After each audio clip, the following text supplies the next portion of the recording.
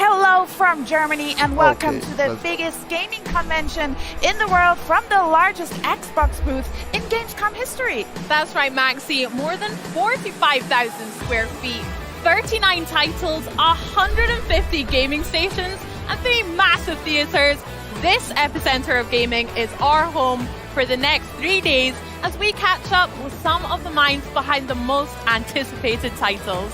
Plus, we'll take you on the floor as fans from around the world get their hands on the newest games, expansions, and updates coming to Xbox and PC. And today we will hang out with Todd Howard and Pete Hines of Bethesda to talk about Starfield. And head of Xbox, Phil Spencer, pulls back the curtain on his Gamescom experience with a live interview right here on the Xbox booth stage. And Rod Ferguson from Blizzard gives us all the hot takes on Diablo 4. And we're also celebrating a big birthday for ID at Xbox. It was announced 10 years ago at Gamescom.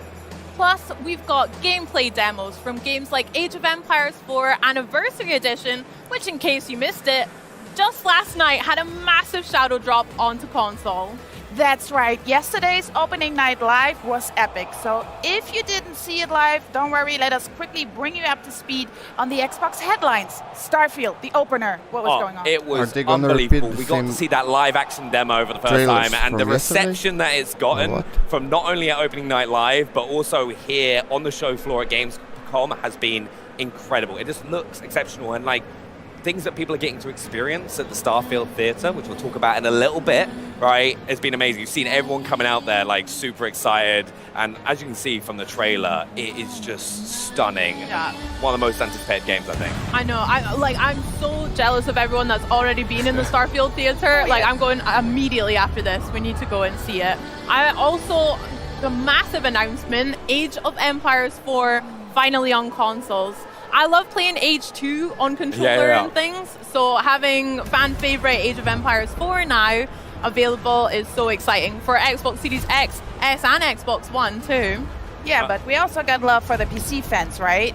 So it was our history untold with the first gameplay trailer that we saw back when we announced it in 2022.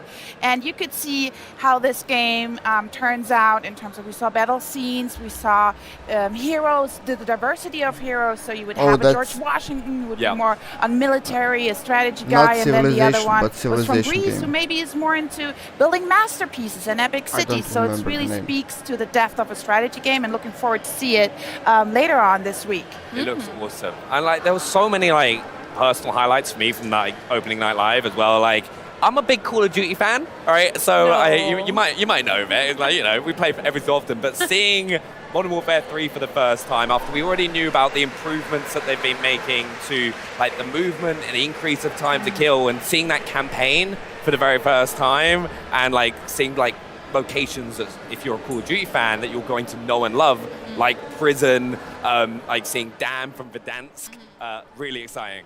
Yeah, I can't wait for zombies as well. I love the scary, spooky elements of games like that, so I was really excited to see Little Nightmares 3 announced as well. I love the first two, so this one's really good to look forward to. I also loved, it's here on the shop floor as well, the Black Myth Wukong as well. I'm so excited to play that because I love games like Sekiro and Wolong. You just like hard games. Any game that's like just difficult to complete, that's just you. I like a little challenge, but yeah. What about your personal highlight, Maxi? Yeah, definitely had a highlight, and that was the Sustainability Award. So we won Green Game Studio of the Year. It could be studio/publisher/company. Yeah, the and monkey really game looks great. Anything due to the core values that the company and Xbox brings to reduce your carbon I footprint. have to agree with But that. also how you built this booth, basically. What's up with reusable items? How do you set up the light? Do you use LED lights? And then the highlight of that submission, and basically how we won it, is the Developer Sustainability Toolkit that helps developers like 343, Epic with Fortnite to measure their energy consumption and the carbon emission. Yeah.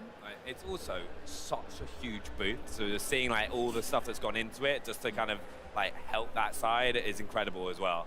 It looks great, and honestly, we've got so much to look forward to over the next 3 days, including some giveaways for you guys.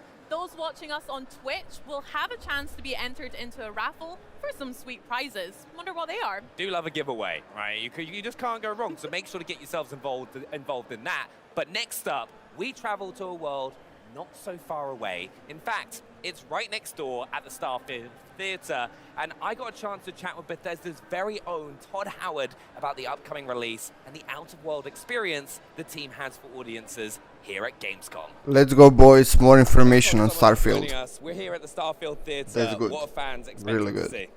We're actually showing everybody the beginning of the game here. It's kind of edited down, but they get to see how it starts, a little bit of character creation, and then they're off on adventure. Yeah, brilliant. I've seen some of the reactions of people coming out, and it's like everyone looks super excited. All right, good. Can't wait to see. Also, how's it back home? How are the team holding up with this close to launch?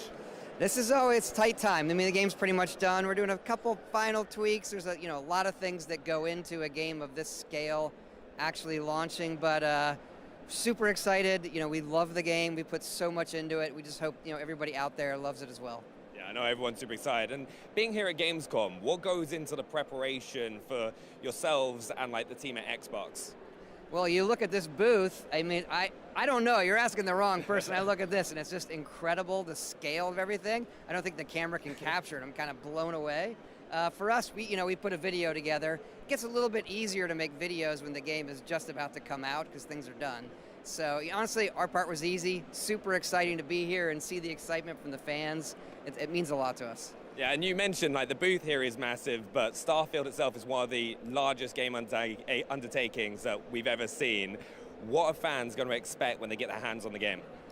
Well, I think, if they played our previous games where you can kind of make the character you want and go do what you want, it's hard to express how big the game feels when you play it. Like, there's a planet. I can really land anywhere. And Sounds it like is a game, plan. Even I will admit, Do whatever I You want. sit down, you're like, I'll play for a half hour, then 3 hours go by, and you're like, what? It's just, I like to say the more that you give to Starfield, the more you put into it, the more it gives back. Yeah, I'm personally super excited to get my hands on it. Also, I'm going to go and experience the experience for myself. Hopefully security let me, but thanks so much for joining us. Thanks for having me. I just hope everybody loves the game.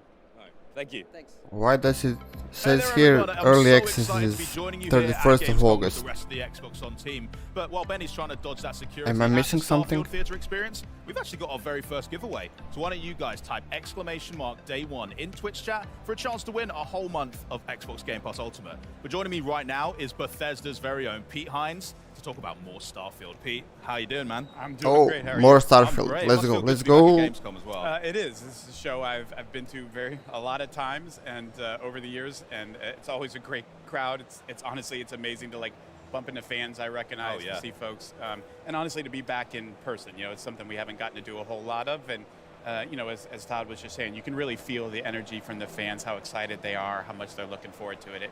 It honestly, it makes it a lot of fun. Yeah, it's a really special place for that, I think. But so many of the fans that are here today and watching from home are just kind of waited with bated breath for what's to come for Starfield. But these last few days ahead of launch, what do they tend to look like for you and for the rest of the team?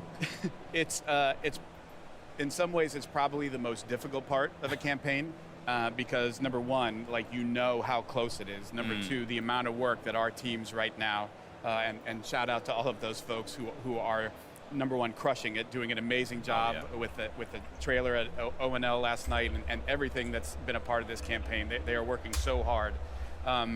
And you're also just sitting here where you've now given the game to a bunch of people, to press, to influencers, and you don't really know what they think or how they're feeling. And so it's a little bit helpless, so we try and focus on the things that we can control. And most of all, we're just so excited for next week and to get this into people's hands. I mean, I personally kind of love that confidence of being able to hand it off to press and reviewers and influencers fairly early for what most games marketing tends to do. To me, that speaks we love what we've done with this game. It's now time for you guys to really have a go with it. Yeah, and if I'm being honest, there's really not an amount of time that I'm comfortable enough of now you've played enough Starfield to get what this game is, because I'm at 150, 160 hours on my current playthrough, and I haven't even come close to do. There is so much stuff I have intentionally that not looks done. great. It's 150 hours and he's not even we close. try and tell everybody how big this game is, and the folks that are playing it,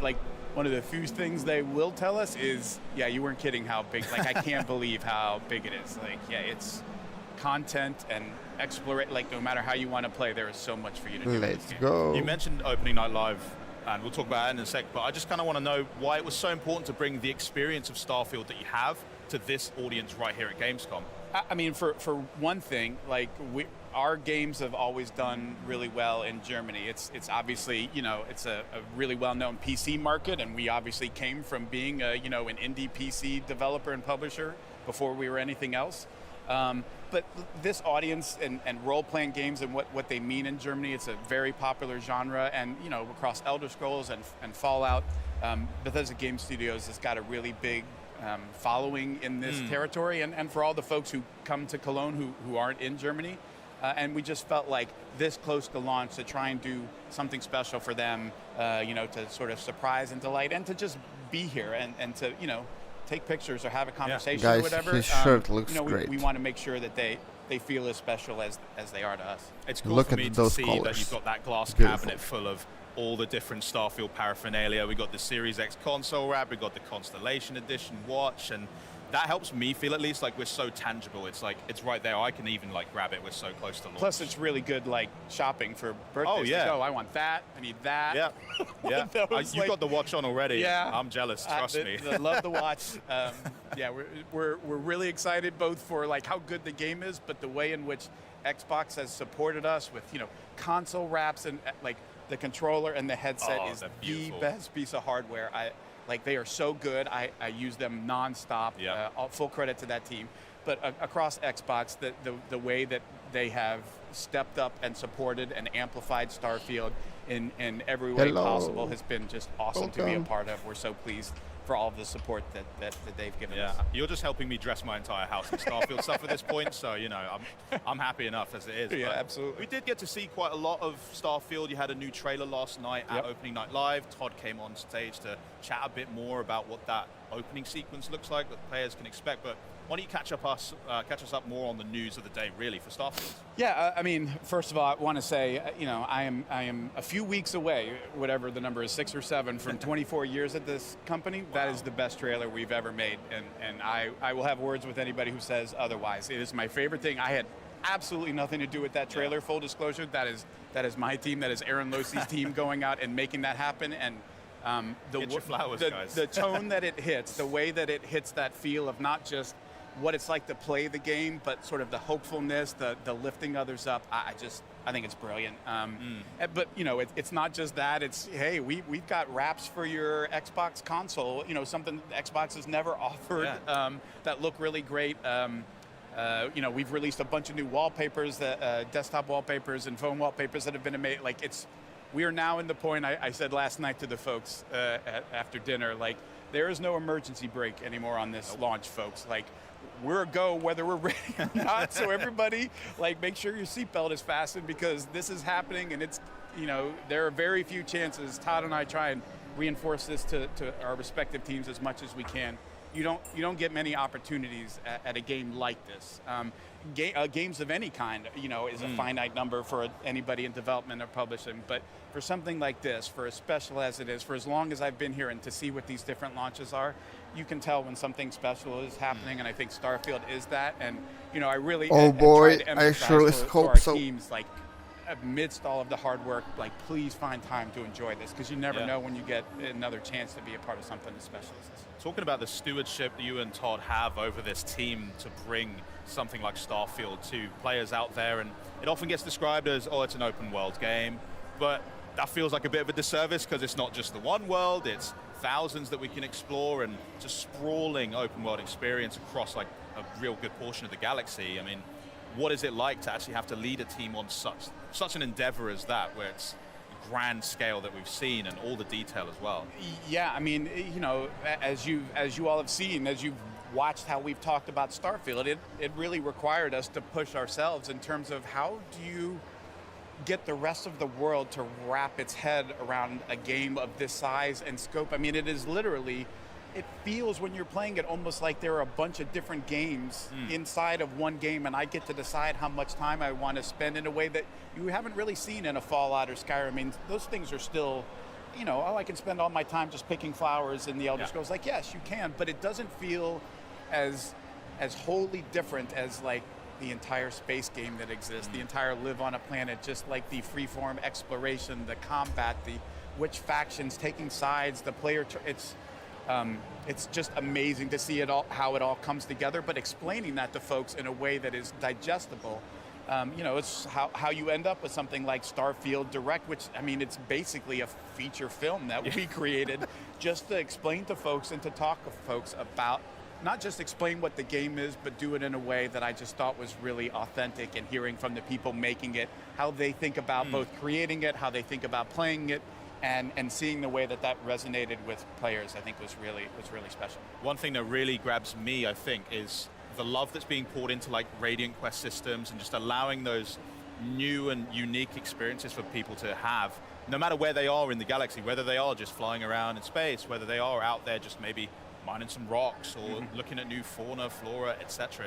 It's a really cool way to involve them in new stories that they perhaps weren't searching for, but now they're being like collided into, and it's just juicy.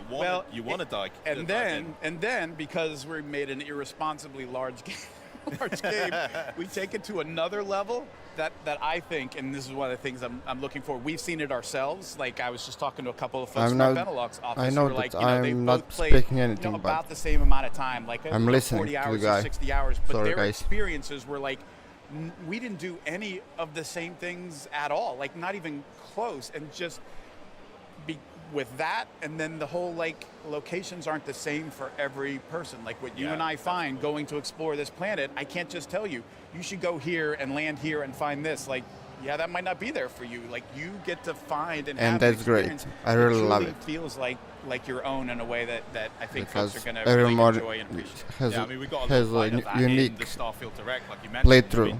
Jamie Mallory literally coming out and saying, And that's pretty hold my important. sandwich, I'm grabbing them all here. And it's just, it does speak to that unique way that every player can tackle whatever situation they do come across, or even just back down to character creation. And that's that jumping off point of deciding, here's what I'm going to start off as. I have no idea where that journey is going to take me and how it might change me as a player, me as a character in this game. And it's all really fascinating. But what are the sorts of way that you tend to play it? I mean, I know you've poured in some time now, but well, look, when we're in this phase and like leading up, I don't play like I would. Like, I don't play like I'm about to when I get back home. Where like, okay, now I'm going to start like this is Pete's you got a job to do right now. Up to this point, it's been Bethesda's character, and sort of the way I've approached it is sort of testing. I mean, I've been doing this for a long time. I've been interacting with our players playing Bethesda Game Studio stuff for a long time, so we know how they think. And I talked to Jamie after E3, and she's like, I don't get this. Like, why is this such a thing? And I said, Jamie, what you did is you tapped into the silliness factor that like you sort of tend to forget. Like, you talk about Starfield, and but it's still fun. Like, it's supposed to be about fun, and you put your finger sort of right on the pulse of the kind of nonsense that our players love to get up to, because we make a game that is about freedom, right? Like, we embrace chaos. We give players more freedom than I think in a game like this than people really dare to in their games. Like, that's part of what makes Starfield special. And look, that creates situations that we have to do a lot of work to make sure like this doesn't break, this doesn't create problems. But the payoff for that and like what players are allowed to do, like, wait, I can do this? Like, I can spend all my time doing something as ridiculous as this? Yes, like if that's what you want the game to be about, that's what you should do. Those sandwiches but we want you to look go pretty and good. push and try all of the Now different ways, I'm because it's hungry. really not about like our story or how we want you to play. It's about how you want to play. Mike. So when I play, I spend time like, I'm going to spend a week and not land on a planet. Like, what's it like to just be in outer space, spend all my time in outer space, landing on star stations, derelict ships, doing all this stuff. And then I'll be like, okay, now I'm gonna go land in this city, and I wanna see how long I can spend not leaving this city. Like, how many factions can I find? How many quests can I do? And I'll get to decision points where it's like, look, you're about to, like, you have to pick a side here. And I'll make a save, and like, I'm gonna play this way, and I'm gonna go 2 hours down the road just to see, like, how does that feel? And then rewind and play it 2 hours the other direction, just because I wanna know, like, what should our players expect? How does this, and just trying to do that in as many ways as possible. Just land on a random planet and just start walking. Like, what's He's this a lucky like? How guy. fun is this?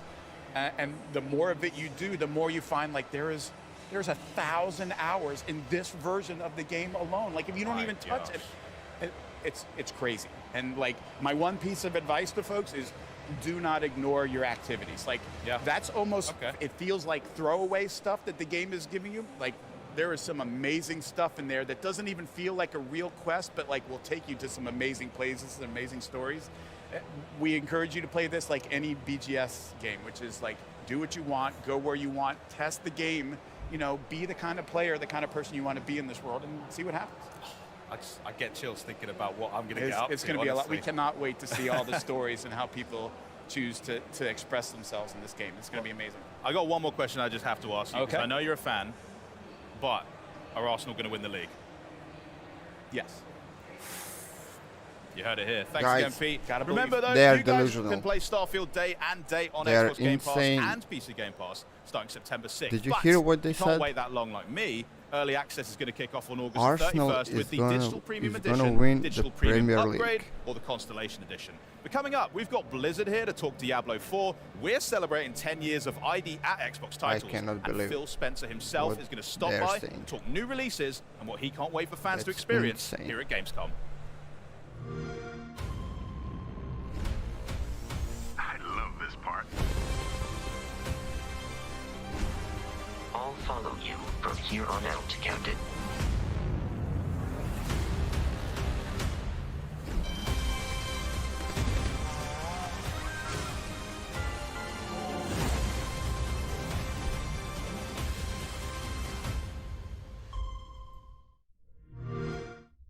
That's a really hot take.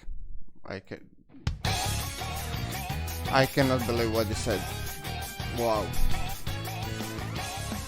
Would you believe me if I said that a day consists of more than 24 hours? That's the dark hour. A time period hidden between one day and the next. What are you talking about? What happened to our school? You saw them. Those creatures. Guys, We call them shadows. 420 dark hour. They only appear during the Yep. dark hour and attack anyone who roams free outside the colonies. Shadows can only be defeated by persona users. It's our job to defeat them. Pretty exciting, huh? We've prepared an evoker for you. We'd like you to lend us your strength. Come, persona!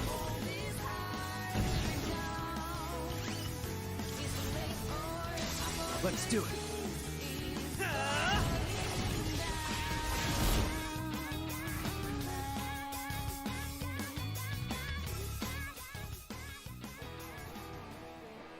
Why, hello everyone! I'm so excited to be joining you once again for Gamescom with the rest of the Xbox One team hosting the crew. Now it's time to head to the lands betwixt the high heavens and burning hells, and to be totally honest, I can't think of better guides than Blizzard's Rod Bergson and Chris Wilson somewhere next to me! Hello, how are we both? Are we well?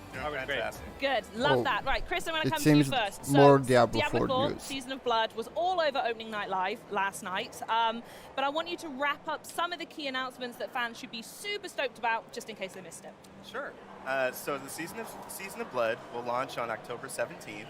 We're really excited. The reason why we named it the Season of Blood is we're actually going to be bringing vampires into the world of Sanctuary. Well, yeah, makes sense. It's not like you're turning the whole place into a bright red swimming pool. There are other reasons, yeah. Precisely. So what's really exciting about that is we're going to have a new quest line. There's going to be a new villain, a vampire villain who's basically bringing his minions into Sanctuary. And you as the player need to obviously thwart this threat. And in doing so, you'll partner with a vampire hunter, voiced by Gemma Chan. Yeah. So we're super excited to have her join the cast, the talented cast of voiceover actors on the game. In addition, you'll have access to new vampiric powers. So that's really going to change up the gameplay for our players. Yeah, big time. Really excited about that. New legendary weapons and items that you can collect. Yeah, new the hunt uniques. begins all over again to find them, huh? Precisely. So super excited. October 17th will be a big It day. seems that Brilliant. they It's are going to going be to so fix good. this And game. Rod, I hear that on top On of everything season else 2. you've got going on this week, that there's something that you brought specifically to the show here, and that's a trivia question that you want to pose to Twitch chat, which, by the way, Rod does have his eyes on chat. I think he's very distracted. So if anyone wants to pass a message on while you're doing this, I know, it's then very go distracting for to watch the chat go by as we're talking. I do have a question, and he almost ruined it. So I was watching. I made a point not to. I didn't know. The question is, we announced last night that Gemma Chan is a character in the Season of Blood. What is the name of that character, the vampire hunter who is going to guide you through your journey of the Season of Blood. We did Ares? get close to that then, huh? We did. Yeah, well, maybe We did. people weren't listening. I Maybe thought- it's time to I figure thought- it out. There you They go. said that well, the people someone who's last going to get night. that right in chat is actually going to be winning an Xbox Series X Diablo 4 Nice. console. Awesome. So don't mess about with your answers. If you want to Oh, win it, put the right one in this chat for Xbox me, looks please. good. But Chris, we're going to go back to you now again. With Season of the Malignant in full swing and thoroughly on quick resume on my console as well. I want to know, with the approach of Season of Blood coming up, what have you learned so far from the reactions of this first season? So player feedback has been very important to the team. So throughout development, and obviously as we kind of gotten through launch, we've been very keen on understanding what are the emergent themes, what are the things that the pain points that players are experiencing, and how do we fold those fixes into our future seasons. And so for season 2, there are a number of quality of life improvements that we'll be adding, in addition to all the really cool content. So a few examples, inventory space with gems in particular has been... Because I do find myself going back quite often going, I like these, I would do something with them, but you just need to get out for them. Exactly. I like picking up Oh, everything. finally, Even when I get they to high listened level, to I'm not just Woody Joe. picking up the yellow stuff or the red. I'm getting everything. So Yeah. that's a good one to know. Yeah, so we'll be making some changes there to make that easier for players to manage. Similarly, there's some improvements around our resistances system, like how we manage resistances and vulnerable for players. So yeah, just always trying to look to improve, take stock of the things that are pain points and how do we make that better for the future. I think the Renown system is something that's a real great example of that as we go through the different seasons. So at launch, the Renown system, which was go do all these different things But in the world. this game looks beautiful. At launch, we intended for you to do everything Diablo every is season. And we heard lots of feedback in the preseason, oh, we don't want to find the altars of Lilith. Oh, we don't want to clear the map again. So for season 1, we made a fix, and now you took that with you. Now during season 1, we're hearing oh, we don't well, if we completed it, just mark it completed and let us If move I've got on. my shrines, let me keep the shrines, Yeah, please. let me yeah. and the side quests and the so that's what we're doing for season 2 is that all that renown is coming forward. So whether you did it on the internal realm, did it on the seasonal realm, it'll be done in season 2. So the completionists are thrilled. Yeah, so they'll start season 2 with all those paragon points, all those ovals. It'll be so much better. Oh, amazing. That sounds fantastic. In fact, I want to come back to you, Rod, on this bit as well as improving those bits and pieces throughout the seasons, as you've mentioned. You're also, and have announced that you're working on the end game experience in Diablo 4. So I'm wondering if you can tell me a little bit more about that. I'll be totally transparent. I'm not there yet myself because I'm still doing all the bits on the side. I get very, very interested. So what is the end game experience and how's it improving? Well, the end game experience is that part we talk about generally from level 50 to level 100. So usually when you play the campaign, you finish about the mid 40s to early 50s. And so one of the things we want to do is, as we've been looking at the different seasons, each season we want to keep enhancing that end game, and I give people more things end to game do. was 100. We're doing that for season 2. We're introducing 100 5 level additional end and game bosses that along the hard. way that you have these milestones that the start at level 55, and as you go up, you have this new boss to go after to test your build and challenge. But what's really cool about them is that they actually will drop uniques, and are uber uniques, which have a very low drop rate. These have a much higher drop rate of those, things those unique things that could really make your build shine. And so that's going to be really exciting to be able to go and farm those uniques from those bosses. And it even leads into season 3. We're not really even talking that much about season 3. Oh, darn it, I'll just go then. But no, we've already talked about leaderboards, and that's something that we're really excited about for season 3. So again, every season we want to be okay, how can we continue to make the game better for players? And end game is one of those things. Yeah, and then Guys, vampires. Yes. Diablo 4 is going to be a great game And vampires, in yes. 2025. It's all about the blood. Exactly, it's Season of Blood. There you go. So the last thing I want to ask is, if anyone in chat or anyone anywhere has been in any major city in the last 6 months, you will have absolutely seen some of the Diablo 4 mega marketing that's been going on. You've also had collabs with Halsey, Megan Fox. If you're in Berlin, there's a Lilith statue. In London, we had a chocolate shop. So I'd love to hear from you both what it's been like to see and feel Diablo 4 turn into this cultural phenomenon and this iconic game that it is. Yeah, it was really important for us as we think about the marketing for Diablo. One is we wanted a game for all players. We didn't want it just to be about, oh, this is for the ultra core. We wanted to make sure that anybody could play Diablo 4. And as part of that, we wanted to raise that out of the industry genre sort of marketing and get into that pop culture entertainment. And so that was a big thing for us. And with 12 million players and 1.3 billion hours played, those are some good numbers. Yeah, I like that. So it was pretty awesome. And to And see current even Whoopi numbers Goldberg, are mad at me 1/3 because of it it? didn't support it on the Mac. Like it was very surreal moments. What happens when Whoopi Goldberg gets involved and is I don't know, unhappy? but she apparently was not happy with us. You didn't have a crisis con plan for that one. No, I mean we offered. We sort of reached out to say like we can help you with this, but anyway. So it's those sorts of things where you just go like, this is crazy, the level. And when we saw that Halsey and Suga collab, and there's a chance they could be nominated for a Grammy. Like that's crazy, right? To be part That's of pretty cool. video game marketing. But that was really what we think about Diablo. Is like it's Yep. been around for 26 Diablo years. 4 and has we really lost think of it almost more as an entertainment, 620k daily part of users in the entertainment last 30 industry days. and not just the game industry. And it was really nice to be able to elevate it while we were launching. Oh, amazing. And especially welcoming everyone to hell was inspired, I must say. I know. Though I'm Canadian, I had nothing to do with the Canadian wildfires. That sort of gave us the smoke in New York.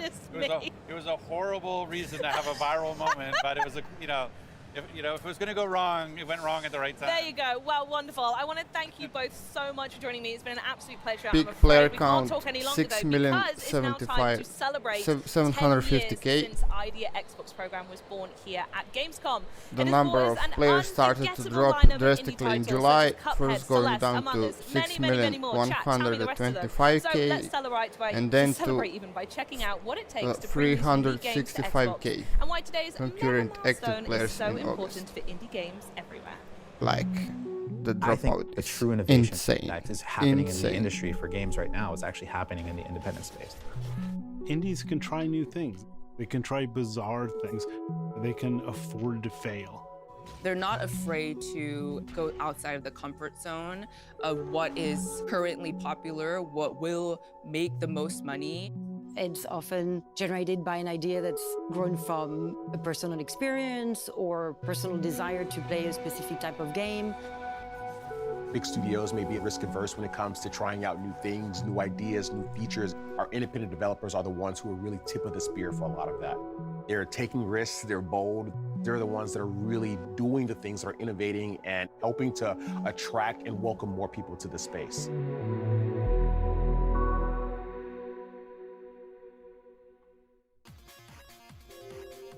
I've been making games since 1985, before there really was a game industry. Back in the day, the indie scene was shareware. You put shareware on a floppy disk and you get it out there to as many people as possible. You could always make games, but getting them in front of people was always a problem. There's a lot to do because true indie developers are responsible for the game, obviously, and then also marketing and PR and distribution. We all came with this kind of old school mentality that you needed a big publisher, you can't build your own team, and all of this mindset that kept our thinking a little bit too small. And I think a lot of that changed in the early 2000s with the rise of things like the Xbox program and Steam and all this stuff. It was really a different time. We were just at the dawn of digital downloads. And today, it just seems like hard to even imagine that there wasn't a world where everything was digitally downloaded. But Xbox Live Arcade clearly showed that like digitally downloading games was like an amazing way forward. The first games I worked on for XBLA were Joust, Robotron, and Defender. But quickly, developers saw this amazing opportunity. Like, wait a minute, I can make a game for a couple dozen megabytes and sell it directly to consumers for $5, or $10, or $15.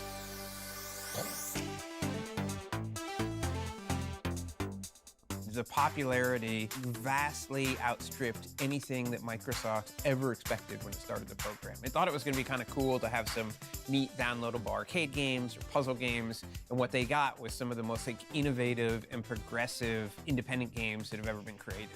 And you saw games like Castle Crashers and Braid and everything else just explode. It was actually happening faster than Microsoft could really respond to it on 360. And as we got into the Xbox One era, we realized we needed to take the next step for independent developers. So I was one of the people who helped co-found the ID program way back in the day, 10 years ago now. We were seeing an opportunity where more independent developers could actually bring their games without having a publisher. Back in the day, it was really hard to get dev kits. To get games on Xbox, developers needed kits. And so we made a commitment early on that every developer is going to get access to 2 dev kits at no charge. We knew if we could do those things, make it easy to ship, enable developers to do what they want, to be their own publishers, we knew that we would be giving Xbox players access to this amazing variety of content, and we knew that Xbox players would respond.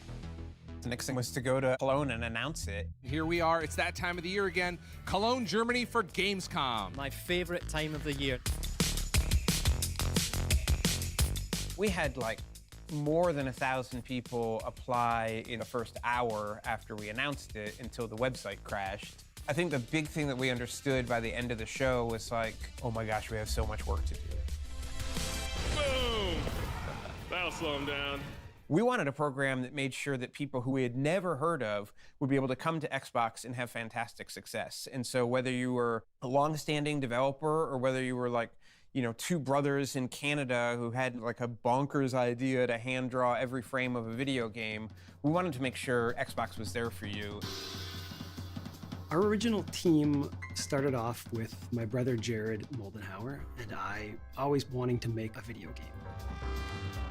And as we got through some initial ideas and some initial concepts and how the game was going to go, we pulled in my wife, Maya Moldenhauer, and we started as this small, tight-knit team and expanded from there. Studio MDHR at the time, you know, was a wonderful small family based in Canada who had this amazing game. They had a vision for a game that is unlike any game anybody's ever made before. You can say, oh, there's been run and gun games before. There've been hand-drawn games before. Nobody ever thought to put them together the way they did. Yep, Cuphead is very The art good. style of Cuphead was influenced heavily by the 1930s rubber hose cartoons. So we took that art style and married it with the retro games from the 1980s era that we grew up and loved. Marrying those two together, Cuphead was the byproduct. The game is so cute, it's beautiful, it's also very challenging. It was less a choice of us wanting to make the game hard just to make it hard, and more of the fact that Cuphead had to be hard to be a fun game. We had to love every aspect of what we were doing, and that means every creative decision had to be something we truly loved. The thing that stands out in my mind was we were down in LA at E3 and we were announcing Cuphead. They announced the date and everybody goes crazy. It was just such an amazing moment. That feeling is still very raw. I almost get choked up sometimes when we talk about it because, you know, we talk about how we had put so much on the line.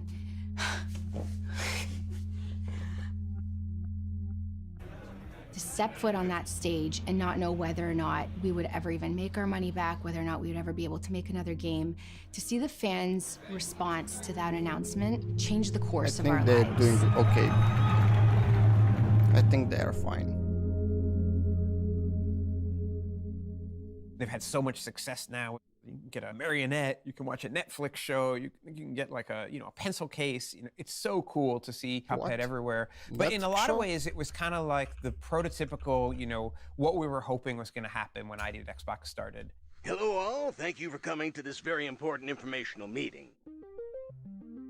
The first time I heard about ID at Xbox, Great. I didn't even know. Prior to then, it was really kind of just me. Things like show. Steam or a black box. You filled some forms, you put a game up there. We didn't have a ton of money for things like marketing PR, but we were invited to a whole lot of events that ID and Xbox was putting on, ability to show our game. They gave us, nice placement on the dashboard and things like that. So it was really good. One of the key things of ID at Xbox is listen to the developers. When we want to get great games to players, the way you do that is by listening to developers and making sure you're making a program that works for them. Astroneer is an independent title. The 4 founders really wanted to venture out on their own, start their own project, take ownership over every part of development. When the original team was building out the game, they were really looking for a creative partner to work with to execute on that vision and also give them a little room. And ID at Xbox stepped in and said, hey, we want you to make whatever you want to make, and we're going to give you the resources that you might not even know that you need in order to do that. We launched into game preview and into early access, and it saw amazing success right off the bat. And so I think once we realized that people were coming along on that ride with us, We just saw that as a way to just keep building it out. I mean, at this point now, I think we've updated like 40 times. Over the 10 years of ID at Xbox, we've been reaching developers, having a lot of cool developers bring their games to the platform. But we also recognize that there's more that we can do to reach our underrepresented developers. The mission of the Developer Acceleration Program is to empower underrepresented developers with the information and resources needed to bring their creativity, innovation, and originality to Xbox. We're talking about teams including but not limited to studios led by women, studios led by people of color, studios led by members of the LGBTQI+ community or indigenous people. There's a studio that's focusing on accessibility. Hello, little fella. Why is Another it group of important developers that we what they support are? through the DAP program Just are make a developers good in game, parts of the world please. that are underrepresented from a game development standpoint. I recently had the chance to attend the big festival in Brazil. There's a studio called Sudaril. They're making a game called One Beat Men.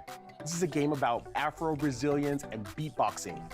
Raji is a game by Notting Head Games from India. They made this beautiful game. It's an action-adventure game revolved around this young female protagonist. There's a lot of adaptation from the mythology from India. It's just very authentically Indian. A Space for the Unbound, I which have is a to game admit, from this tragic Indonesia, game is a really, looks really good. beautifully crafted game. It's just a really nice gameplay experience where you get to learn about a different culture. As we start to empower more of these studios to tell more of their stories, I think we're going to see more diversity in the games that are coming to the platform, more diversity in the gamers that are playing these games. We made this little program to try and enable developers, and it's awesome, but developers are the people should be thinking about. The types of games that we see in genre, in style, in art, in region, in the size of the developers, the story they're trying to tell, it has increased in the last 10 years, and I see that continuing to rise. Whenever you're building art, it's like it's a part of your soul, right? You're putting yourself out there when you have your art, whether it's a painting or music or a game. I think it's very important for companies like Microsoft to pay attention and help the independent community. It changes that old way of thinking that you can't break into the industry, and now it actually lets the next generation of people truly dig in. We're going to see so many more new and creative ideas that's going to push and drive innovation moving forward into the future.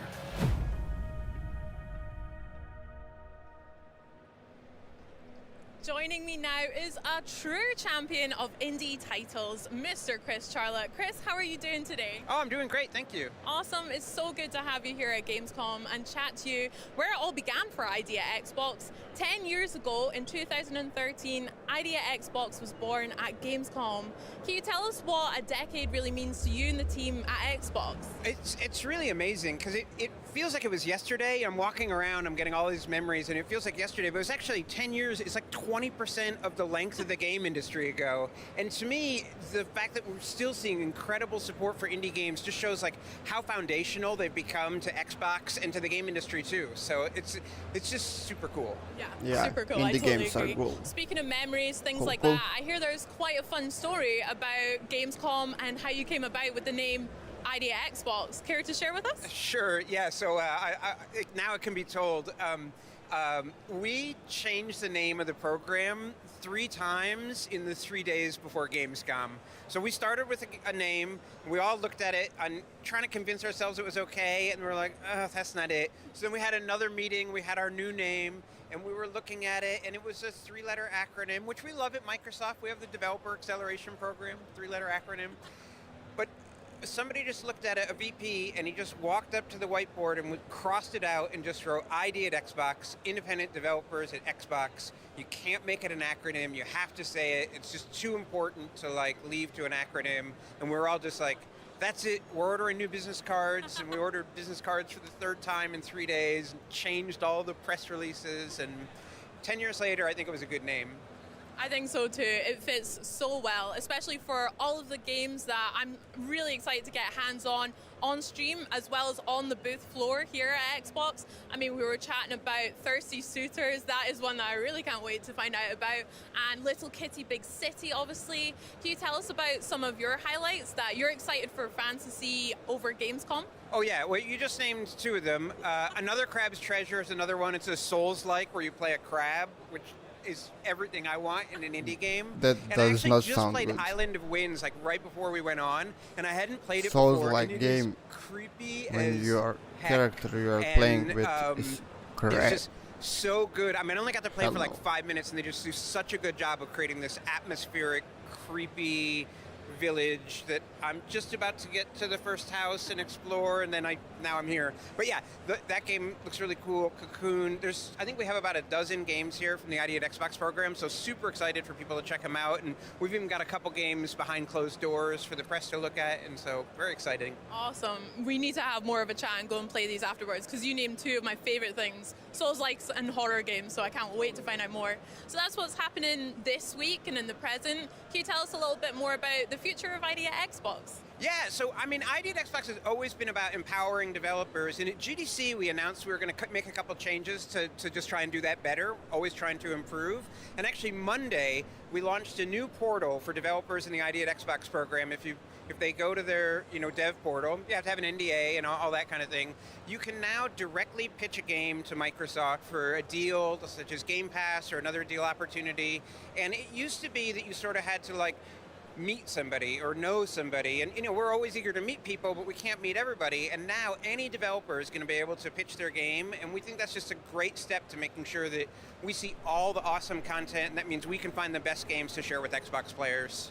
Sounds great. Definitely more accessible. I'm going to check out how to sign up as well. Where can developers find out more about that then? Yeah, if they just go to xbox.com/ID, they can learn all about the program. And if you go to our YouTube channel, you can see lots of cool games. We all love cool games. Well, Chris, thank you so much for chatting with us. We'll catch up over some games later, but we're going to find out more about 33 Immortals later today as well. Check out the latest maps in Flight Simulator, and I hear Phil Spencer's going to stop by and have a wee chat on the booth too. First, let's have a look at ID at Xbox's Steam World build and Worldless. Okay, finally something new. You see all those stars Let's go, up chat. there? That's where we'll live once we escape this world. How will we get all the way up there, Pa? I'll show you, hon. First, how about we build us a nice little town?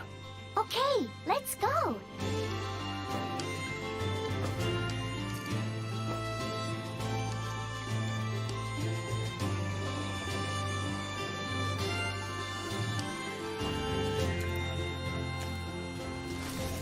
We'll need the help of a whole lot of Steambots to make sure we get all the resources.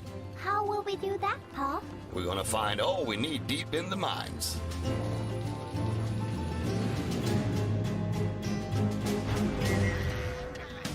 Danger, Are you gonna work in the danger. mine, Pa? No, I'll leave that to the professionals.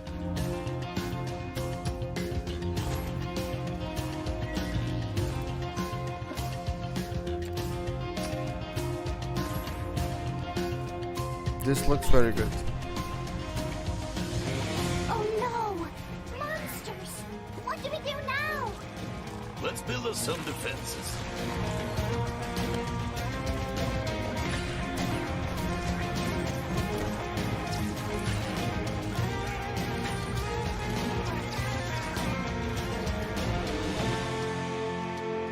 Hey, what are you doing? They're collecting pieces of our rocket, hon. Wow! What? They're building a rocket. When do we leave? Real soon, hon. How about you search us a new home? Hooray! I'll be at the observatory. I'll look for the nicest, best star. It will also have a movie theater, a roller coaster, and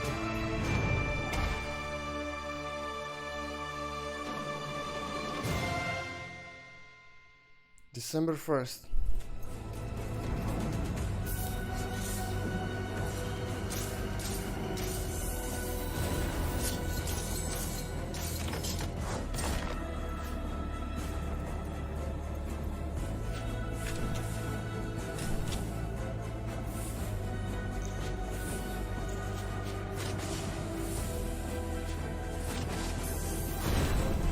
This looks very, very familiar, but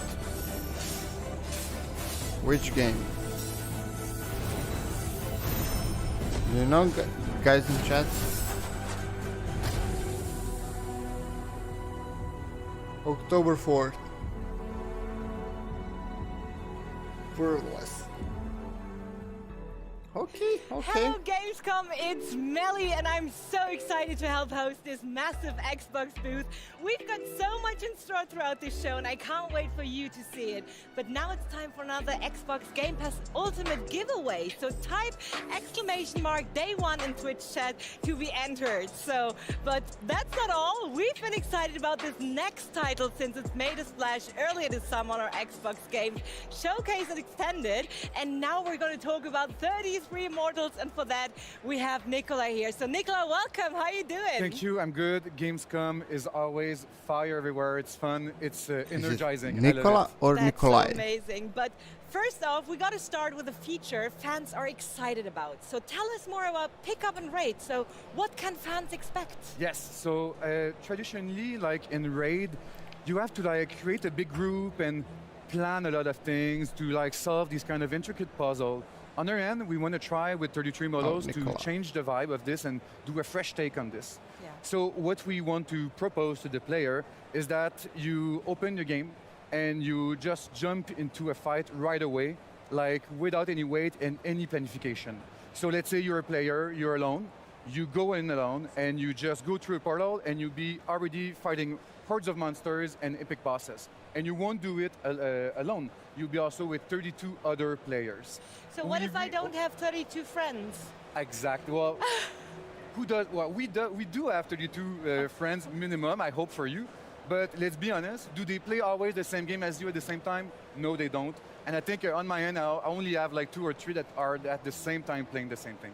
And this is what we wanted to also like avoid. It's going to be a seamless experience where you just jump in, matchmaking will be done automatically, and people will just join in. You can join alone and also with other people as well. You'll be able to queue up with a little party if you want of your own with friends, because we have friends, right? Of course. And then you'll be able to join and face all the different challenges and have tons of fun. That sounds so amazing, actually. But what is your take on usual raid-like player roles? I'm sorry, can you say that again? What is your take on usual raid-like player roles, like tanks, support? So on our game, what we wanted to tackle is the fact that we are different. But in the same time, all the players start the same. So all we do with this is that we equip a weapon, and this weapon will define your role. We will use 4 different roles, tank, support, ranged, and melee. So, for instance, we have the Bow of Hope. If you take that, that means you have a bow, you'll do damage from afar. That's more my style and more my gameplay. Yeah. And this is like just our ranged fighter. On the other hand, we have the Justice Sword, and with this one, you can dash. You can dish a lot of damage, and also you have a special attack that makes you guard. So it's more of a tank on the tank role. We'll make sure that we build these weapons to have all these roles supported. We are now working on the support and also on the melee one, and all this together will give like good gameplay combination. That sounds so amazing, Nicola. And I mean, this game is about so much more than just life and death. So please take us through how players begin the story and what progressing means to your like overall goal. Yeah. So our game, in fact, we start as a player that now is dead and is going to eternal life. Dead player? Okay. No. And in fact, in this, the Almighty looked at you and saw that your life was full of sins and problems, so he's giving you eternal punishment. So it's not dramatic at all. So we're fighting the Last Judgment, basically. Almost. Okay. So then when you go into the game, we took inspiration of the Divine Comedy by Dante Alighieri, which is a poem from the 14th century, an Italian poem. And you start in the dark woods, this place where all the players will gather, and you're this like wandering souls. And other souls will come, and you just don't wait for your eternal life. you want to challenge the Almighty. So you'll take all these players with you, and you go to the gate, and you go through Inferno, Purgatorio, and then Paradiso, while facing tons of like monsters and epic bosses. And then after that, you will go through these things, but you may also die. Dying is part of the process. And, well, as bad as it sounds. Of course, but I got you. Yeah, and we want to make sure that every time you'll play, you'll get some new potential upgrades. We have like a perk system that you'll be able to equip that will affect your weapons, your stats, and you'll get more and more experience the more Guys, you play, the more you'll be accustomed to the game. And then you'll play through more and more, and the more you'll go, the more you'll be able to this like, UI go through all these challenges that are just for ramping console difficulty through player. the whole game with all these 3 steps. I really don't like it. That sounds so amazing. But Nicola, can you tell us a bit more where the name comes from? Yes.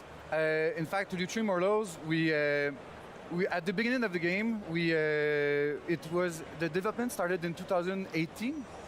And we are a small studio, and we decided to have a brand new team that will take care of this game because it's an online game. It's something different that we did before. So it started with 3 people, and now we're 22, which is pretty nice. And at the beginning, we wanted to have, we wanted to have 100 players. We were a bit dreaming. Of course. Which you is have good. to dream big, right? And then you condense it to something more manageable. Exactly, but it's exactly this, through brainstorms and realizing what we need to make sure that the raid experience is nice and enjoyable. And also by discovering that in the Divine Comedy, every chapter has 33 chants. Chants, C-H-A-A-N-T-S. Then we realized that, maybe 33 is the magic number.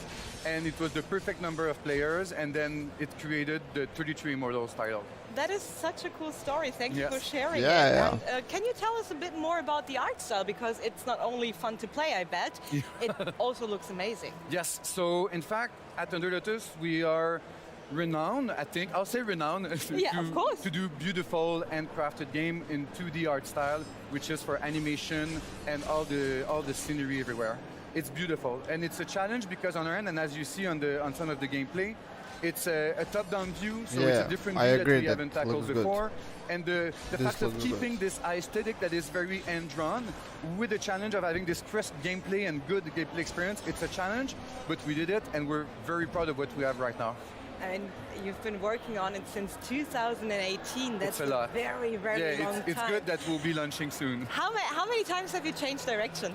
Not so much. In fact, it was more a matter of having not so much people, and then it takes time because you're not a big team. And the team got bigger. It's nice. Now we're 22. We're super happy.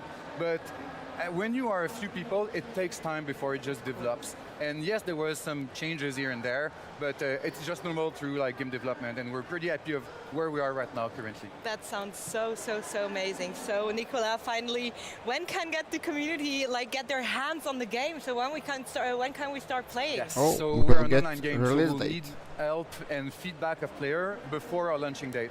So early next year, we will clearly have some moments where we'll need players to come in. And players, please all come in, go subscribe on 33immortals.com, and you can join our Discord as well to join the community. And it's going to be great. We need people, we need feedback. We want to do the game for the community as well and for the people, and it's going to be good for us to just make sure that we balance everything out properly. Early next year, it's going to be great, and then we'll ship later next year as well. That sounds so amazing. Nicola, thank you so much for being here and for sharing all the information about 33 Immortals, and I really can't wait to start playing myself. Obviously. I will. I was just taking notes, and you will see me on the Discord, trust me. Excellent. So, we've got more in store today, including a chat with Phil Spencer, Finally, some new good news. updates from Microsoft Flight Sim, and a world premiere you've just got to see. But first, here's Benny with a quick look at the Xbox booth tour we've got coming up tomorrow. Welcome to the world's largest Xbox playground. At more than 45,000 square feet, this booth is not only 4 times the size of what we brought last year, but it's also the ultimate Xbox Gamescom fan experience. We've got a lot more in store tomorrow with a full booth tour, but here's a taste of the booth experiences you just can't miss. The first thing everyone will see is the huge Starfield experience, towering over the booth. This is a 300-person theater where fans will be able to experience the opening of the game for the first time ever. Forza Motorsport has the best parking spot in the booth, and fans will be able to see super fast German sedans race around Spa in a Builders Cup career demo. We're also celebrating Porsche's 75th anniversary with a beautiful Taycan and 6 custom Xbox Series X consoles. We just shadow dropped it at One Night Live last night, but fans here don't need to miss out. We're giving them a chance to play Age of Empires 4 on console with a controller. Then there's the chance to play the new medieval fantasy masterpiece, does not sound Towerborn. Looking for a new and unique Real-time title, strategy the with Idea Xbox controller experience is should be awful. your next stop. Plus, we're celebrating ID's 10-year anniversary. Then it's Cyberpunk 2077's turn to WoW, with game stations featuring the new expansion, Phantom Liberty. Now here is a selfie that I thought I'd never take. Leave it to the Elder Scrolls Online to shake me to my very core. And right over here is where you can get ready for takeoff with Microsoft Flight Sim. Plus, fans of the Zone can finally get their hands on Stalker 2. Want more booth action? Stay tuned tomorrow when we walk the floor. We have to watch it also, day 2, because I'm interested in that tour. Our trail had led us from the Yorkshire moors to Berlin, Paris, and now the tiny village of Montségur, high up in the mountains of the Pyrenees.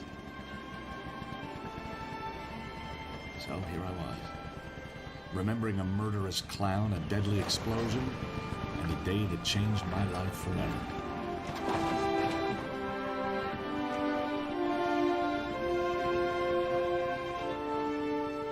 Merci beaucoup, monsieur. Sounds like we're in danger. We are. Well, let's get a drink and you can bring me up to speed. I do believe it's your round. Sure. Un vin blanc, coming up. And if you see a clown. What? What is this?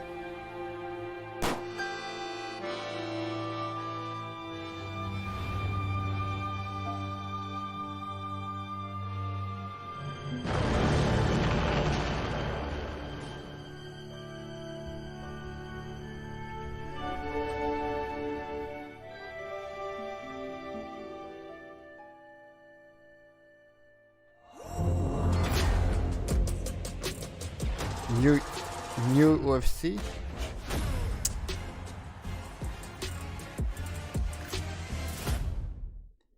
Good afternoon and thank you for flying with us. On your left of the screen, you'll see my lovely guest, York. Hi, York. How are you? Hi, I'm doing great, Bex. Good. And on your right, you'll see our giveaway that is now live in the Twitch chat. Now, York, it is great to have you back at Gamescom this year with Flight Simulator. You guys have really been soaring to new heights recently. Can you tell us what you've been up to? Yeah, I mean, so it's great to be here at Gamescom. Bex, pleasure to meet you. We've been on quite a journey over the last few years with Flight Sim. We just celebrated our 3-year anniversary, and we couldn't be happier. Both the core Simmer audience really have embraced the Sim as the home of their hobby. And then we found a whole bunch of new people that have never tried Flight Sim before, and they're happy and interested. So it's awesome. We've already announced we have over 12 million unique users.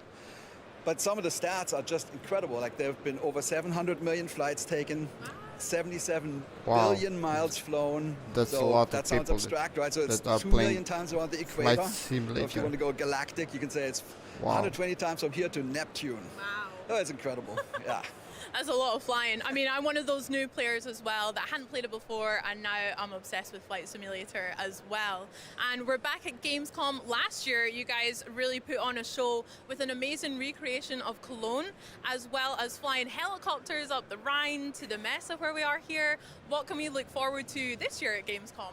Yeah, we love Gamescom. I mean, the vibe of the show, everything here is super cool, and it's so much fun for us to figure out what would make people happy, you know, here in this region, beautiful region of the earth. So this year we did, plus I'm German, you know, I don't know. But this year we did 2 things. We did, and I've done little videos for you. So the first one is what we call City Update. We call this one City Update Western Europe. So instead of doing another German city, we said, why don't we take the countries around Europe? So we have a little trailer for you. So yeah, let's take a look then.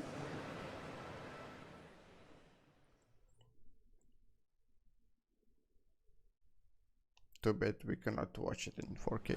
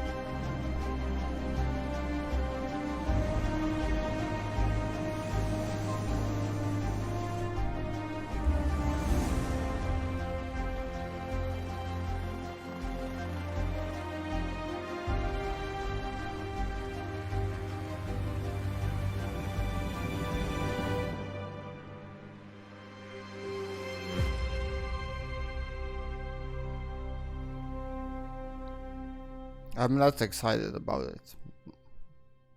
I will not play it for sure. Jorg, that was so pretty. I'm always blown away But with yeah, Microsoft Flight good. Simulator's ability to recreate the world so accurately as well. But you mentioned 2 videos for us. What else can we have a look at? yeah, the second one is it's near and dear to my heart. So there's a long history of aviation in Germany. It goes way back to the Zeppelins and stuff. And we've explored some of this in Flight Sim already with the Junkers F-13, which was the first metal passenger plane. The Doge, that was the first one that crossed the South Atlantic. Then the Junkers U-52. But when you grow up in Germany like I did, there's one plane that stands above them all. It's a real, a pinnacle of German aviation, and it's called the Do-X from Dornier. We have a trailer. Let's look at the trailer then, the Do-X.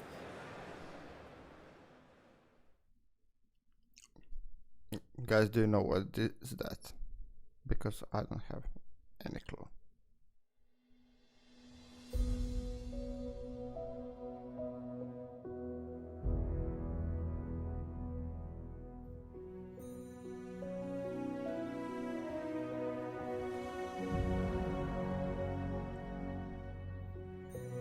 Oh, it's a ship slash plane.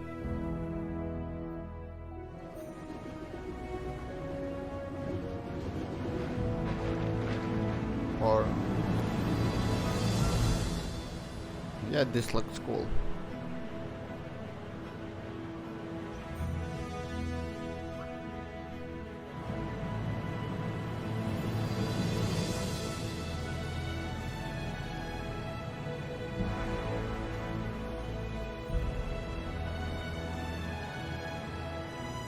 Rio de Janeiro.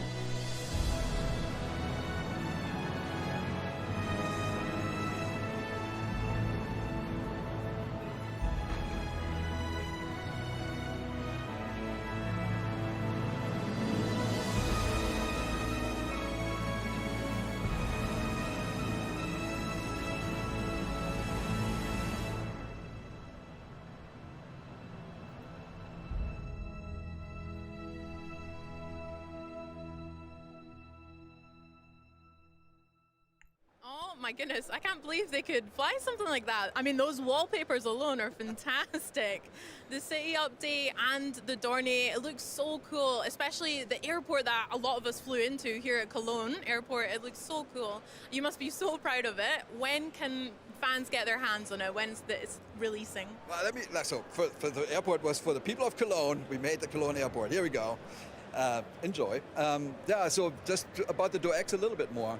So it was designed by famous aircraft designer Claude Dornier, and it was actually the idea was to compete with the big ocean liners of the time. Think Titanic and the ones that made it.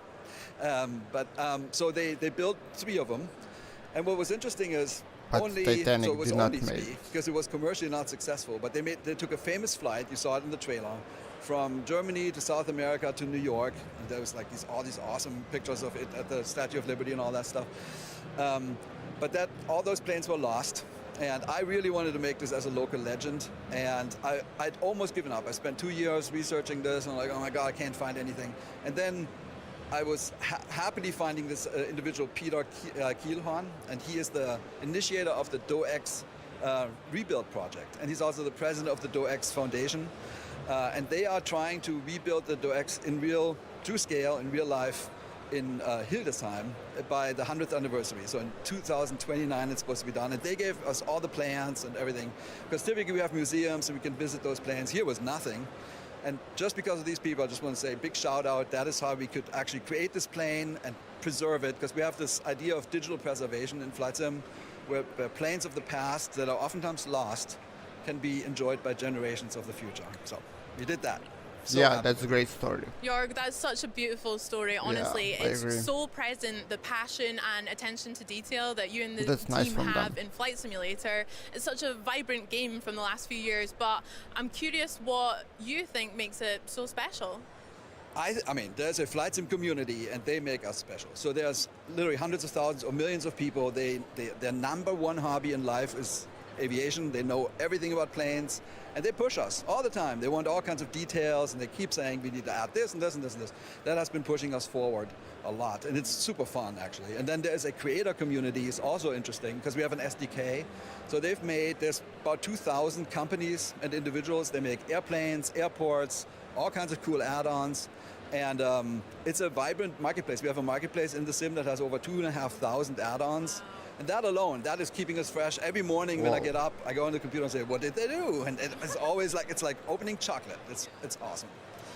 That's so lovely to hear. I mean, speaking about the future and what's coming as well, there is a new Flight Simulator that we can look forward to next year. Do you want to tell us a little bit about that? Yeah, Flight Sim 2024. It is by far the biggest undertaking ever in simulation. The team is almost 500 people now. We've been working hard. We're adding realistic aviation activities. So it's not just you, the plane, and the planet. Simulator. It's what planes actually do in real life. So it's if you're interested in aviation at all, this is the one. Doing great. And I think we're going to have it here next year at Gamescom. I'm really looking forward to showing it.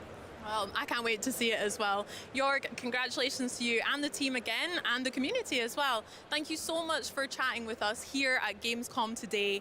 And from one fan favorite to another, we're going to catch up with the team behind Age of Empires Anniversary Edition to find out what it takes to make such an iconic PC title work on consoles. Let's go. Boo. Welcome to World's Edge, home to the beloved Age of Empires franchise. We've been on a journey to continue the legacy of creating world-class real-time strategy games that started over 25 years ago. That legacy is all thanks to you, the fans. You inspire us to develop new ideas played and evolve Age of our Empires games. 2 In 2021, we partnered with the award-winning studio Relic Entertainment to push the franchise into a new era with our latest title, Age of Empires 4. It was a global event that heralded a new chapter of storytelling and strategy. Age of Empires 4 humanizes the compelling stories from that historical time and presents a new perspective through engaging gameplay. It challenges you to make history your story. September 30th, 1999. Did you hear that? I had In the first 7 year years. of Age of Empires 4, we added new civilizations, new seasons, and features that fans were very excited about. But there was always something else that fans wanted. We kept hearing the same thing over and over. When are you bringing it to Xbox? We're so excited that finally all the content in Age of Empires 4 is now available on the Xbox console. But figuring out how to make it for a console audience was easier said than done. It was impossible to go to any social media platform where the Age of Empires account was posting, where there was not a comment underneath saying, when is it coming to Xbox? We knew that it was important, especially from the perspective of being able to bring RTS and Age to as many people as possible. We'd been talking about it for a long time, but it had always come back down to that key factor of getting RTS from PC and mouse onto a controller. You get the defensive stance, like, you can't do this. Yeah, Like, well, why you do you cannot feel that do way? Well, this. I'm gonna have to like move a fake mouse around. Okay, we're not doing that. A controller is a drive Or at least- mechanism. You're driving a character, you're driving a viewpoint. You are but driving you something cannot through go an competitive. environment. How do we make that work? How do we find a solution? We have these ideas, but we can't build the game internally. We're only like we're not a huge RTS studio, but we would love to go look for partners. And the first team on our list that we want to talk to was Relic about doing Age 4. Relic has been making RTS games for 25 years, and Age of Empires has always been a reference point. It's truly a global effort between so many different teams: Climax, Forgotten Empires, Relic, and the World's Edge. World's Edge brought in Climax Studios in the UK, who had a background in console games. Climax Studios is a real powerhouse when it comes to user interface elements. And we felt that they could bring a unique perspective to building out the control scheme. There was a port once upon a time. In 2001, I played it and I hated it. I hated everything about it. So we have a history, even within our franchise, of how not to do a port. If we were forced to port it, we probably never would have done it. Our challenge was we're bringing in Age 4, which has some extra complexities over Age 2. How are we going to make that work? What we found is we could actually use that framework to bring the game into its own. This game is basically a redesign from the ground up. Age of Empires 4 is a different engine. It wasn't just a case of doing what Age 2 did. We had to build it all from the ground up. You have players sitting in the living room away from the TV. We have to reconsider all the UI menus and all the in-game HUDs to make sure they're as legible, as high contrast as possible. The whole development team knew that micromanaging individual villagers was going to be difficult on console. We have introduced a lot of automation systems. All of us as game designers and game creators are always seeking that next thing. Like, how do we evolve the experience? cannot How do we move it do forward, any micro. right? There are two that really stand out. First one is called the Villager Priority System. The Villager Priority System is something we came up with in Age 2 because we were after that idea of like, okay, how do we stop the console player from having to do this insane amount of micromanagement of their villagers? Based on a pie chart, you can say like, hey, 50% of my people are gonna go work on wood, and 25% are gonna go work on food, and the rest are gonna go work on gold. And they'll just start working on them. Now, if you want to change that, we've added all these cool settings for mid-game, early game, wood rush. That were designed by our pro players. So these presets are not just something that were slapped together. Or you can turn it off and do everything manually. It's up to you. We also have the site menu system. It allows you to quickly issue a command I don't know. contextually on the ground. It's context sensitive, so it'll bring up the right structure that you can build at that spot. In Age, you were always relegated to having to select a villager, bring up the build menu, click the item that you want, and then drop that build foundation on the battlefield. Now with the SMS, you don't have to do that anymore. You can literally pan the camera over to a spot, bring up your production radial, drop a build foundation there, and a villager will automatically be selected to start the build process on that particular foundation. The kind of magic to the radio menu is that it allows you to do many things at the same time. With the console version of Age of Empires 4, we also added a new Find Menu feature. This is a unique radio menu that allows you to quickly find and locate units or buildings or a collection of buildings in the midst of battle. Those were the primary things that the minute we had them working, we're like, those are in the Age 4 console. And we often joke between the designers it's that doing great. some of us even prefer to play on the controller now because it is so reacting good. to Gamescom, This was something bigger, and then afterwards this was I'm gonna something that play we had to MTG. approach the way that How one are would you? approach starting out a project from scratch. Age of Empires 4 on controller is a new experience. Because of that, we knew we needed to design a new entry point. When we're making tutorials, one of the things that we always try to do is figure out a way to make them not now do this, now click on this. Like, how do we build it into the experience? He first needed to get a lay of the land. The Rise of King tutorial is a completely new story within Age of Empires 4. For a whole new audience, we wanted to bring them through an experience that was a great storytelling experience. A collection of large rocks caught Guillaume's eye. Wary of hidden threats, he decided to investigate. But also introduced mechanics to them in a progressive way in which they could learn from it.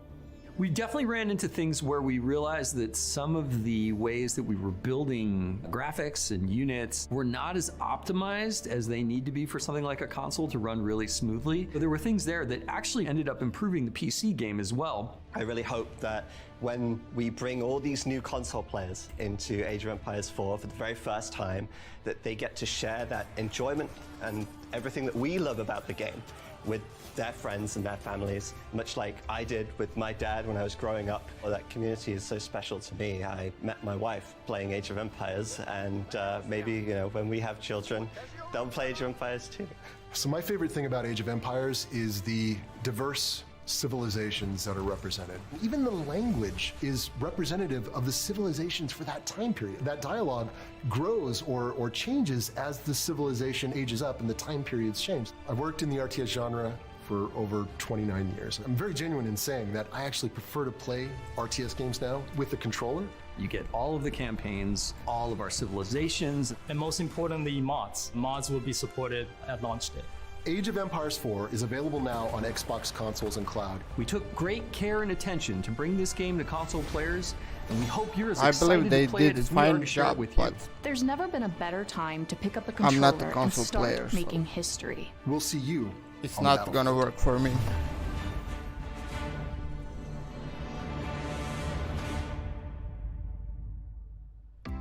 Well, we just saw how it was made. I think maybe now it's time to play it for real on console, finally. But first, I'm going to ask you to head to Twitch chat for your chance to win a month of Xbox Game Pass Ultimate. So now, please everyone join me in welcoming Chris Rubio to the Xbox stage. Chris, how are you doing today? I am doing awesome. It's been a pretty good 24 hours, right? We had Age of Empires 4 Anniversary Edition Shadow drop yesterday onto Game Pass from Opening Night Live. I know it's been a short amount of time, but what has the reaction been like so far? It's been just overwhelmingly positive. I like that answer. That's what I was hoping you'd say. We met with, you know, I've met with a lot of players that have come to our booth. They're like, wow, thank you for bringing it to console. You know, we've been waiting a long time for this. Yep. People that have played it tell us, wow, that it's amazing how you even got it to work. You know, what was the mad science behind that? What were you doing? A lot of magic and a lot of goodness went into it, but you know, it's been a very, very awesome.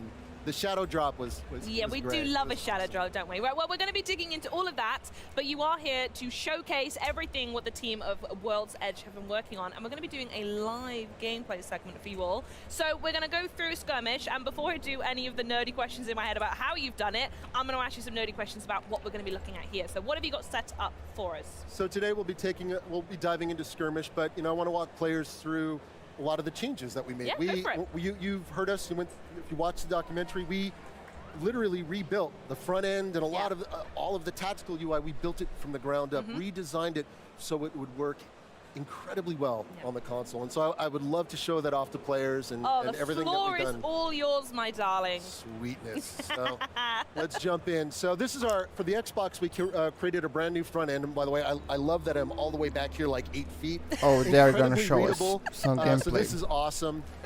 Very easy to navigate through our various menus that we created. Just you can RB through everything. And again, it's still kind of it has a lot of the colors and flares that our PC version did, but again, redesigned so that you can couch play from almost 8 feet away, which is awesome. Let's just pause for a moment. At no point on the screen does it say Age of Empires, but I know what I'm looking at, and you've got an Xbox and controller in your hand. Yes. So there you go. It's awesome. Job done. So, you know, we're going to go into single player today, and we're going to set up a skirmish. But I've already set up a skirmish. No, this is one I made earlier. This is one I made earlier so that we can jump in, and more importantly, it'll enable me to talk about all the cool stuff that we've done. Nice. And hopefully not get destroyed by the AI. So well, also I'm going to make sure you aren't distracted and you do talk to me during Yes, that's right. Because I've heard that you go into focus mode somewhat. I go into combat mode. So which I love, because I'm not a combat girly. I like to build my civilizations. I like to make them look very beautiful, and then at the end I'm like, I suppose I need to go bash someone up now. I do that too. I'm actually quite the builder, and then you know, I get a lot of better players than me that come over and stomp my base. I'm like, I probably should have. Come on, just click the button, please. Show us the gameplay. That's how I go for it. So it's awesome. So we're going to be playing today. We got the English versus the French. Yep. Very tried and true classic matchup. Indeed. We're going to start with our base kind of already pre-made. And if players out there haven't checked it out, we've released Empire Wars, which is a kind of a really cool fast start in the game. And Age of Empires 4 is a little bit different than Age of Empires 2. The civs are slightly more asymmetric. So Empires Wars was designed, each civilization starts and was handcrafted to start at the right start that you would expect them to be at that point in time. So a lot of passion and love went into making that mode super awesome. So what we see here is basically the base that I've set up. I got a bunch of workers right here in idle, but more importantly, it's like, well, I didn't what's all know that for UI on the mountain screen? time The zone. first thing, especially so What you go from the PC hell is gameplay, that? and if you've never played on console, Age 2 came out early this year. If you've not had a chance to play that yourself, it even looks different to that one as well as soon as you load in somewhat. Yeah. So we've but you know, we've made a lot what of I modifications. Our goal wrote is to you literally is streamline the because I interface, but at the same time divided make it US incredibly accessible on and 2 parts. easy to read for couch play. Yes, so definitely. one of the first things any PC player would notice is like, oh my gosh, the resource bar is in the top center of the screen. It's on the PC, it's in the lower left. Yep. And we found on the console, Thank you for the ad. we found on the console that that placement is really nice, makes it super easy to read, and we got a lot of learnings actually came from Age of Empires 2. Kudos to that team for an awesome job that they did. So we were able to tap into a lot of that and literally kind of define out. So as I go through the screen in a clockwise motion, we have our resource bar at the top. Yep. We have kind of our tribute menu that you can access, you know, with various commands. You'll also see a bunch of little helper widgets, and those were purposely done so there's, you know, it's not mouse and keyboard. It is, you need to, you know, as a new player, it's very helpful to understand which inputs you got to press to access various bits of functionality. The lower right-hand corner, that's kind of your tried and true mini-map. Indeed, yeah. You can expand your mini-map, which is a really cool bit of functionality. You can hold down the Y button. You can actually super fast scroll. It's seamless. Yep. You can drop camera markers, which I'm going to do here. I have to admit that that's a terrible spot they for a marker. But did I'll a drop good them right job there for the purpose with of demo. this, but and then what you can do too on the mini-map is you can just literally just jump around. can you imagine playing based it with on those mouse waypoints and that you set. keyboard? So entirely up to the Maybe. player, however they want to play. And the toolbar, or I should say the D-pad controls that you see in the center of this top bottom center there, those are what we call a quick find menu, and it allows players kind of like hotkey shortcuts on the PC. Sure. It allows you to jump to various units, structures that you have on the battlefield. For example, if I press D-pad up, I can cycle through all my idle villagers very quickly. There they are. If I want to go to my military, I can press D-pad left, boom, I'm right there with a group of units, and I can kind of cycle through them. Now, if I want, I can actually select all my idle villagers just by holding D-pad up. And right, you've thought this through, haven't you? It makes it super simple. In fact, if we can for a moment, I just want to pause the game. We're going to cut away from the gameplay very quickly. Chat's probably going to know why. And I want to ask you a little bit about what work you've done in the background to try and Like get there into was the even testing phase. anything We even heard in that Vidoc just then that I think it's yourself or maybe a lot of other people are really excited about playing on controller now. Yeah, so we have, you know, we've spent, I should say, both teams. French, you can answer this. Are you gonna play this? Many months and thousands of hours, basically hammering away. We methodically went through the keyboard and mouse inputs and essentially broke them down, figured out how all of that would map and translate to the controller. And then once we got it all done on paper, after many months, we started prototyping. I don't know. Iterating, I'm we pretty started old playing school. What worked? What RTS started throwing belong things with out, bringing mouse stuff and back. keyboard. So it was just a constant phase of development Can you where we imagine were just playing trying and StarCraft experimenting until we landed on controller? What you see here today. And we're really happy. The team, kudos to all the teams, our partner teams that worked on this. We have something that is truly amazing, and honestly, I've said this before. If you watch the videos, as an RTS player, I should say, as an RTS developer that's worked in the genre for about 29 years now, I actually prefer to play with the controller. Well, let's go back in the hot seat then. Do some movements for us. I want to see. Do the thing again where you select all the villagers. So I press up on the D-pad. Go on. Oh, there we go. Which is super awesome. If you think about it, it's like so good. And that's what I love about the controllers. Everything on the D-pad is at your fingertips. It's you no longer have two input devices. Everything's been focused down to one. And but you're a lot slower. Intelligently designed the controller in such a way that it just makes everything feel really intuitive, natural. Yeah. And why I say that is because that carries through across both products, Age 2 and Age 4. So if you're an Age 2 player and you're like, I'm going to go download Age 4 right now. Which you should, if you haven't, by the way. Absolutely. You're going to be able to pick up the controller and start playing right away, and it's going to feel, you're going to feel right at home. You're going to be like, oh my gosh, I can play this without having to relearn it. No, that was intentionally done because this blueprint that we have was designed so not only in the present is it awesome, but we can also carry it forward into the future with other iterations. So I got am I getting attacked by the AI? Look at that, I'm talking. Here we are chatting and you're under fire. Yeah, so what I want to show off are a couple cool innovations. These are absolutely critical to players out there. The first one is called the Villager Priority System, and this is key. I love this system with a passion, and I got to say, this is actually a new innovative feature for the genre as a whole. And I was saying to our creative director, I'm like, how did they not think of this you can 10 years see ago? and we laugh about it. The timer, but that's how how cool long the are feature really is. you in the game? So how it works is you essentially It bring seems up that this you don't really have cool it radio. here. You hold down the left trigger, Probably press an not RS, and it comparable brings with up this RTS, but radio. love the This idea. radio has a bunch of different presets that are broken up into various kind of like pie chart-like This is fashions. great news These for are you, all man. weighted based on resource type. So Instead of dragging and dropping individual folks as they come out of the village, yes, it's just already managed. this is where it gets really good. What? I got it all set up. So oh my God, that's amazing. So we're gonna focus in on this economic one, but if you can use these presets. They were designed by our pro players on our team. We have some basic ones that if you're like me, you can just kind of set it and go. But depending on phase of gameplay, you can actually shift in and out of presets based on if I need more gold, need more stone. Well, that's end game is when you need more gold. You don't really need it at the start, And you can pivot your villagers accordingly, and this governance system will take care of all that for you. Now, of course, if you're super pro, you can go in. Which we are. Yeah.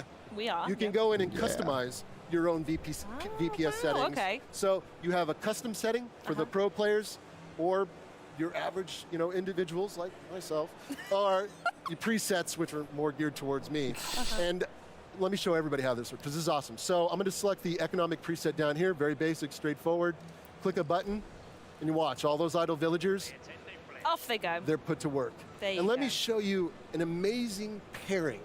So you take the Villager Priority System and you combine it with a new feature that we added to Age of Empires 4 on the Xbox, which is auto-train villagers on your TC. So now you get auto-train villagers going, and essentially you'll be booming in no time. Just showing off now. And it's awesome. So these features, made perfect sense to pair these two. Yeah. And anybody out there, try it out. You're gonna love it. Once you can't go back. I was playing the PC the other day, and we're still those iterating and presets changing ideas are good. I Especially have so much wood. I'm like, they are why really are my developed by villagers collecting pro wood? I'm like, players. oh gosh, I forgot. I'm on the PC, not the console, and you've got to manually go in and Yeah, out. yeah. But people, players love that level of micro. So we want to make sure that we give player the agency to do either. I or. guess This system that really would helps mean- bolster the console experience. So. And that's why we added it. And Age of Empires 2 Are was they the going to first make one to add it. We tournaments bought the system in. We've made some additional tunings to it to make for it work even consoles? better. And over time, you're Because just going I know to see the the system in the Age series just grow and Age grow. of and Empires become super tournaments awesome. Absolutely love it. exists. I got one more if we have time. Oh, of course we've got time. All the time in the world. So another Keyboard feature and that we mouse. added to Age of Empires Xbox was the But ability you to build cannot anywhere you compete want without having to select a villager. This with is key. So controller normally in the past, against you had to select a keyboard and villager mouse. and bring up the Right? command bar on the PC. It's in the bottom. Yep. I didn't show this earlier. Gosh darn it.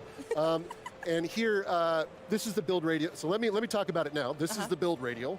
And on the console, we've broken up the build features across 4 different categories. You have economy, defense, military, and age up. So, and I'll back out of that, bring it back up again. And all of this is easily accessible through the D-pad.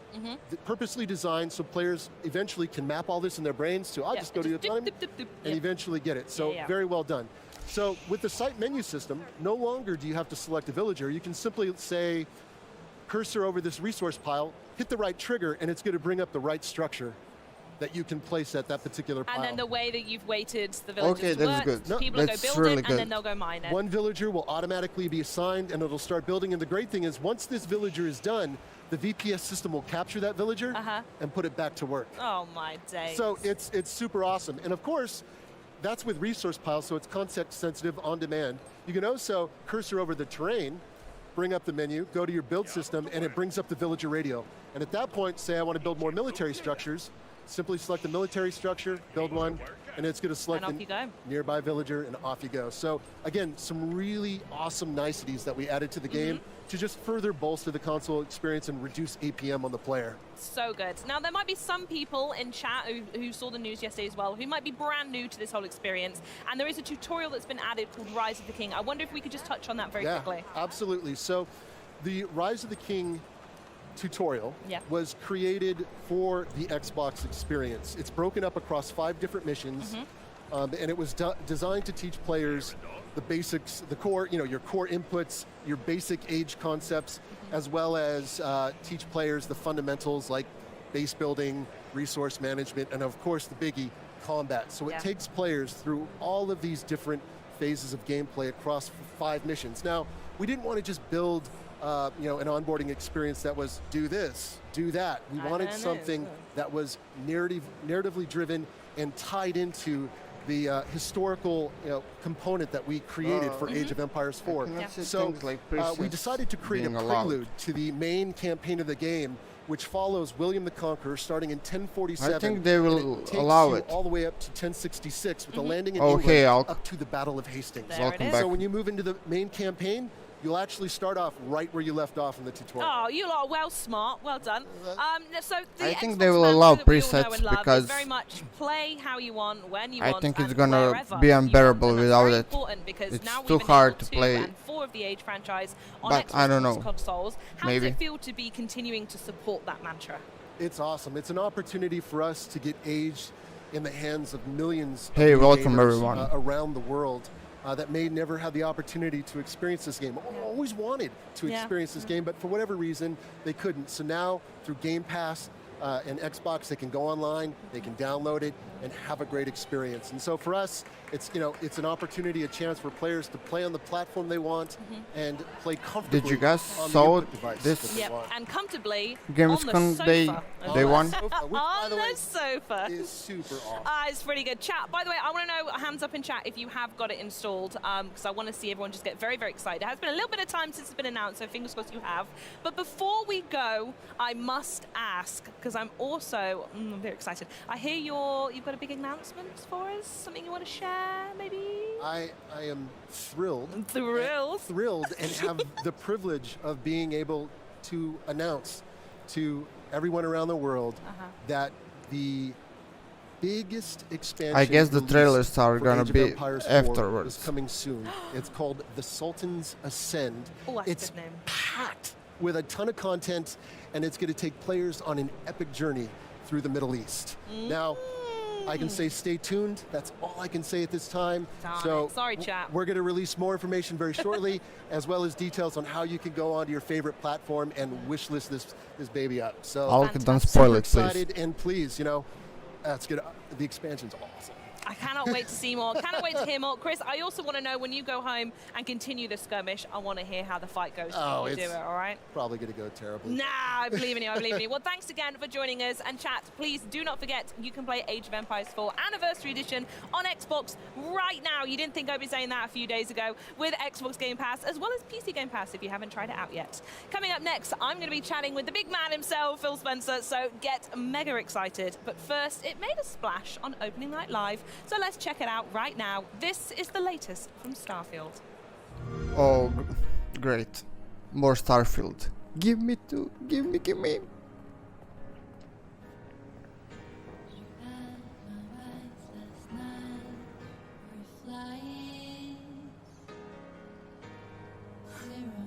Although I saw this trailer already.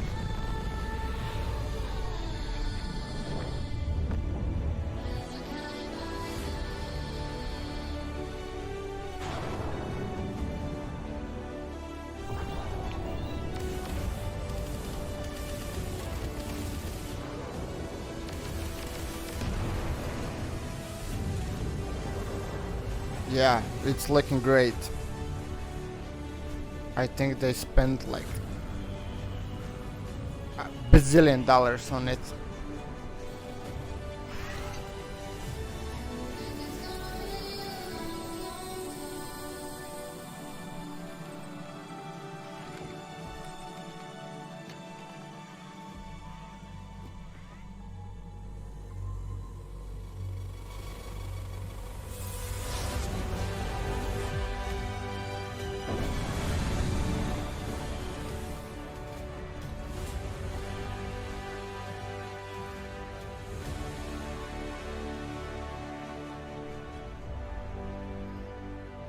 I cannot believe it. Like, I'm gonna play this game in a week.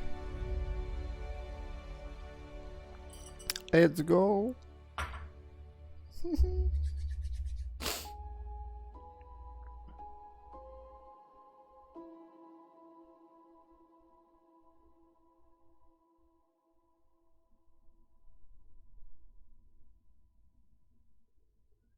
The Pete Hines interview.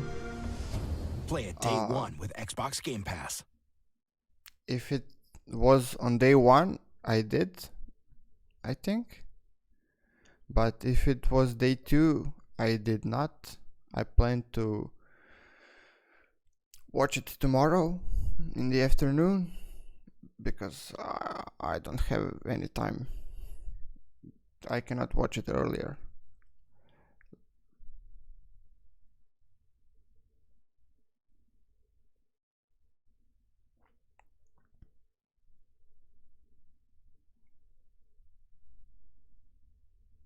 Oh yeah. I comment. Yeah, I saw it. He has put like 150 hours in it, and he's at the halfway. What's going on? Why is?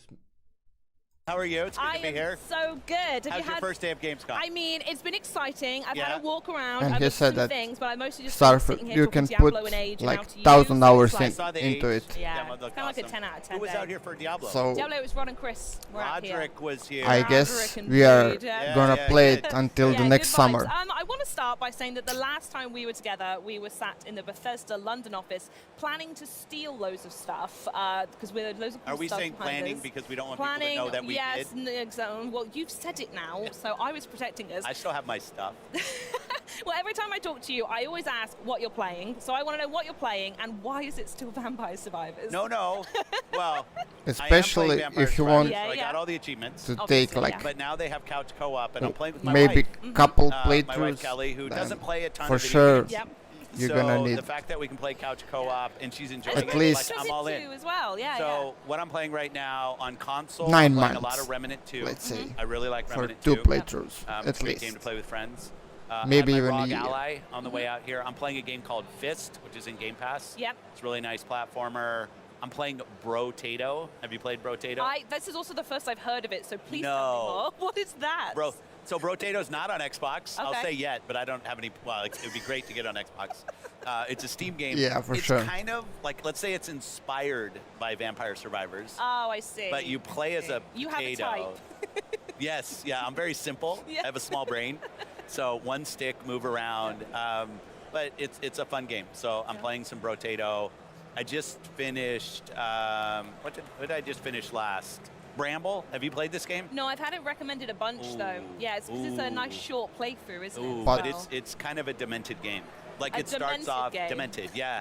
This it starts interview- off very cute, Yeah. and you think, They oh, show like it this is awesome, and on then it like open goes into night. some very What is crazy, going great on? game, Zags. great game, but it's like some very dark, let's just say dark places. I'll get it on the download queue. That Yeah, sounds great. yeah, it's Wonderful. So we're going to focus on Gamescom now. We're going to stop flapping our gums and Okay. actually talk. Or- Now we're in Gamescom, quite literally surrounded by Xbox fans. 50,000 square feet Yeah. of Xbox booth. It's pretty good. And Biggest this is, ever. This is the first time in a while you've stepped on it as well. So I want to know why it's so important that Xbox has showed up so big this year. Well, being Okay, here, being anywhere, okay, but I'll- being in Europe with our customers, with players, Safe with the travels. creators that are here. I did a creator get Thanks for together both last stopping night, by. today, met with some partners. It's, you know, it's these moments where the industry comes together, where we can talk to each other, that the consumers can come in, the players can come in, with their hands Playters. on games. I just think it's critically important. Obviously, COVID messed up a bunch of things. That's in the rearview mirror. So when you had the opportunity this year to go big at Gamescom, we said, let's go. The other thing that's awesome in the booth is how much third-party support that's Yes, here, right? yeah. Like Ed Boon's games here, Mortal Kombat's here. We have the DLC for Cyberpunk's here. Like it's just awesome to see how many of our partners, Rod's games here, Diablo, how many of the third-party support on the floor. It's an important thing for us as a platform. And it's just nice to get reconnected back with the community here. And then Starfield over, I feel like I'm showing everyone over I can't here. see it. Is I can't see it. It's too Starfield. small. Well, it is actually technically massive, to correct you there. And we're only a week away from early access, so how exciting is it seeing this game coming to Xbox, and we're so close now? Guys, Yeah, please, we've been working on it for a long time. Please I've follow. known about it for even before we partnered, we acquired Press that- ZeniMax. So press it's been that great to button. see Todd and the team work more closely with I would them than really we ever appreciate have it. on any game. There aren't that many moments where we get to launch a new IP because that we are has the really, amount of really near buzz and anticipation to get affiliated that with. Starfield does. A lot of games you'll launch that are new IP and then maybe they build into their strength. Welcome, There's everyone. just a crazy amount of anticipation. And the thing that I love is the confidence that the team has right now. Yeah. Like putting out review codes 2 weeks before launch, because it's a big game. And I'll be the first to admit, the first 3 to 4 hours are a little bit hunt and peck, figure out like, well, what am I actually doing? Then you get on a side quest or something, and like the game just like blows up in terms of its epic scale. So I love the fact that the team is so confident in giving reviewers time with the game before they're actually reviewing or just talking about what they think of the game. Yeah, and just behind that, in the rearview mirror, if you will, kind of, I think that's how it works, Forza Motorsport's over there. Yeah. And that's out not too long after Starfield, is it? That's right. That's October. We did a take home 2 weeks ago where we got the kind of the opening of the game. Looks fantastic. I'm a huge motorsport fan. Yep. And I'd say Turn 10 for us for a long time in our first party has really been a technical showcase. Like Chris Tector, the team on the tech side, the stuff that they get the most out of the hardware, Yeah. I think, of any of our first party teams. They just that's their focus, along with building a great racing simulator. And the game looks fantastic. And I can't wait for people to get to play. I believe that the ray that's tracing a good on game, track but looks great. You give people some not- options. You'll see all that as they kind of talk about more of the game. I'm not But interested in Motorsport it. is something that one of those franchises I played since the beginning, and I I can't wait played for the like full a release. couple of Need for Speeds, and that's it. Motorsport is So chef's kiss. Well, and I'm gonna skip kudos it. to Turn 10. They started with Motorsport, expanded to Horizon, so now they built like a sibling franchise to Motorsport. Yep. They've just done such a really good job of growing the relevance of Forza, both for simulation and arcade players. Yeah. Great job. Yeah, absolutely. So, Phil, I know one of the things in chat, and many of the fans really appreciate about you, is how much you love to play the games themselves. So I know just over here, if you can't see behind me, we've got the Stalker 2 demo, and you've taken that for a spin as well. It's been 16 years since the original, so can you tell us what stood out to you? Yeah, Stalker, if you played the first game, has kind of a unique setting and story, and it's really nice to see what they've done in this build of continuing the lore of what Stalker is about, what your role is in the world, and kind of how the world invites you into what your role is and your kind of task. I'm trying to do this without kind of spoiling too much. You can spoil if you want. No, You're gonna get in trouble it's with their game. yourself. Like I don't want to do that. But I'll also say, they're a dev that spends Guys, a lot of time. there is a lot of interviews perfecting the on game day in one. terms of the technology. I did I not think they're still expect on that this. track. Yeah. Like they're still obviously the game's not done. So it's but yeah, I just love that they've done a good job moving the Stalker kind of world forward, but being very tried and true to what Stalker's about. Yeah, for sure. And to be totally honest, even under the best circumstances in games development, it's super tough. But for GSC, obviously, it's a bit more complex, their situation they've got there. So I want to know, what does it mean to you to see these guys get here and get a demo out of the door?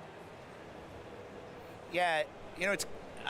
I've stayed in touch with the team over the years, and especially as you say, like the last couple of years, it's an emotional thing, right? Like you almost feel hollow asking them about how their game is. Yeah, of course. When you think about the world and what that they live in, and what that studio has gone through and really continues to go through.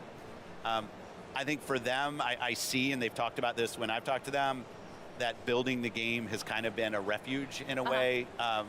And it's cool to see that. I hope it never gets replicated again in terms of something that has to happen. But I'll say for the team, the fact that they're here, I was playing, they were literally pushing a new build right as I was playing that build. So their attention to wanting to put their best foot forward, even under the most difficult circumstances. I have a ton of confidence in them. Yeah. And they're on that journey, but it's an emotional thing when you're talking to a team that's going through. I don't want to talk about I don't the know. past tense, what that team is going through. So it's really special. Can you to me guys that they're stop here talking? and that Show gaming us can be part of games, how they're please, getting through it. please. Yeah, for sure. And as well as being here, there are so many communities for so many different games. Yeah. There are Xbox, you've got Sea Thieves. I'm doing it again. Sea Thieves over there. You've got an ESO over there. They can't see it, you know. No, I know. I'm just There's doing... actually nothing over I'm there. telling She's you just, where like, they all pointing. are It's an instead. empty, like, there's nothing here.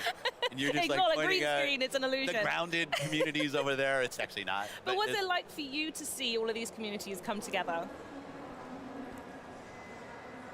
Community and gaming to me Come on. are linked. Like Yeah, it's 100%. from my early days of literally going to the arcade. I'm the old guy, but like that's the only way I could play that and Pong at my house. That's how I play video games. And there was a community in the arcade of like, hey, what's the new hot console?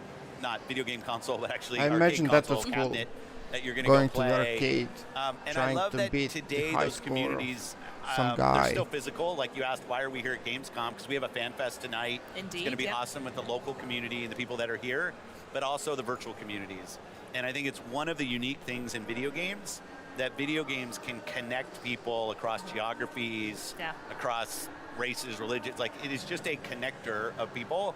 And when it's a game like a Sea of Thieves, like a Grounded, like a Flight Sim, so many of our games now have these Elder Scrolls Online, which has a big, over there, has a big presence on our show floor.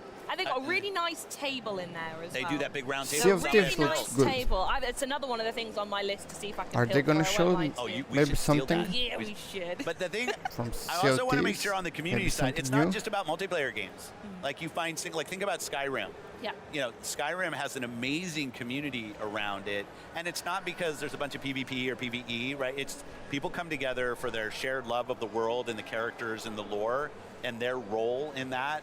I just think that's a very special part of gaming, and it's a privilege, I guess, for us at Xbox to have some franchises that are a part of that. Yeah, absolutely. And this, what we're seeing here is, I think it fully opens to the public tomorrow and all. It's so. the sweatshop tomorrow. Oh, yeah, Like, this is it's going to really be pop off warm then. in here. It's going to be warm. You got the good day to come and sit here. I'm here tomorrow. I'm Oh, here. well, there But you yeah, go. no. There you Yeah, go. like Now you know do where it people is. know? Like today is what, the press day, right? Yes, Is that what they yeah. call it? I don't know if that has an official name. I should know, but I don't know. And then tomorrow the consumers, the players come in. Have you ever seen like when they open the starting- running? It's Yeah. ridiculous. And then right? eventually at some point, I'm going to stop pointing, but the escalators, and they get so busy. Yeah. Every time I come to Gamescom with someone new, I tell them you have to see the running when it Yeah. opens and the escalators when Yeah. they're full. It's yeah. great. It is, yeah, it's awesome to be back. And I think they feel like this might be one of the biggest Gamescom ever. It feels Like, it already, yeah, doesn't it? Yeah, and it's kudos to the team here who's kept this going. Yeah. They went virtual for a while, but Mhm. now we're here back, and there's so many fans Okay. and players here. It's like just such a special time. And it's If special for Xbox today's as well, as we press- mentioned a few times on the show already, that it's the And 10th it looks anniversary pretty of packed ID at already. Xbox. I have my ID at Xbox. There it is. Day He's two sporting is it. gonna He knew look- what he was Let me doing. wear it. I'd love How? for you to reflect on any memories or moments you have from the it's introduction pretty of crowded ID over and there. how it's gone over the past 10 years. I'm going to start with a couple things. Yeah. One, we always have discussions internally when new things are going to happen on the console. And there's always some different kind of feelings about the impact. When free-to-play came to console, it'll be the end of the console if free-to-play comes to console. Some people think it is. But, like, you know, clearly the console's still there and free-to-play happened. ID at Xbox. Well, when we have unmanaged partners that are building games on Xbox, what does that mean for a console? Because we started with this silly thing where publishers had 2 slots of arcade games that they could go do. It was like a silly policy in Xbox. Opening it up and allowing anybody who submits and actually has good intent to build a game on the platform has led to some of the best games that have. People forget like that Fortnite actually came through ID at Xbox.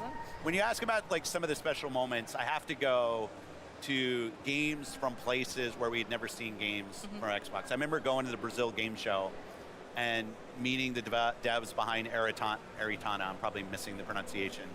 But it's this, I think it was the first Brazilian developed Xbox game.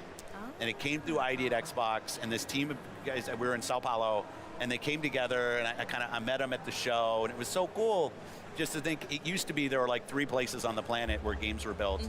And now you have games coming from all over the place, and people tell their stories through their lived experience and their And world. it's totally different What do you stories guys think totally about as this well. interview? Yeah, whether it's explicit in like I'm going to do a game about Brazil, or I'm going to do a Is game it about a little something bit else, but too through long? the lens of what I Or? see in the world. Experience is Exactly. more, yeah. And that's the thing. Whether it was like Candleman, which I think was the first Chinese-developed ID at Xbox game.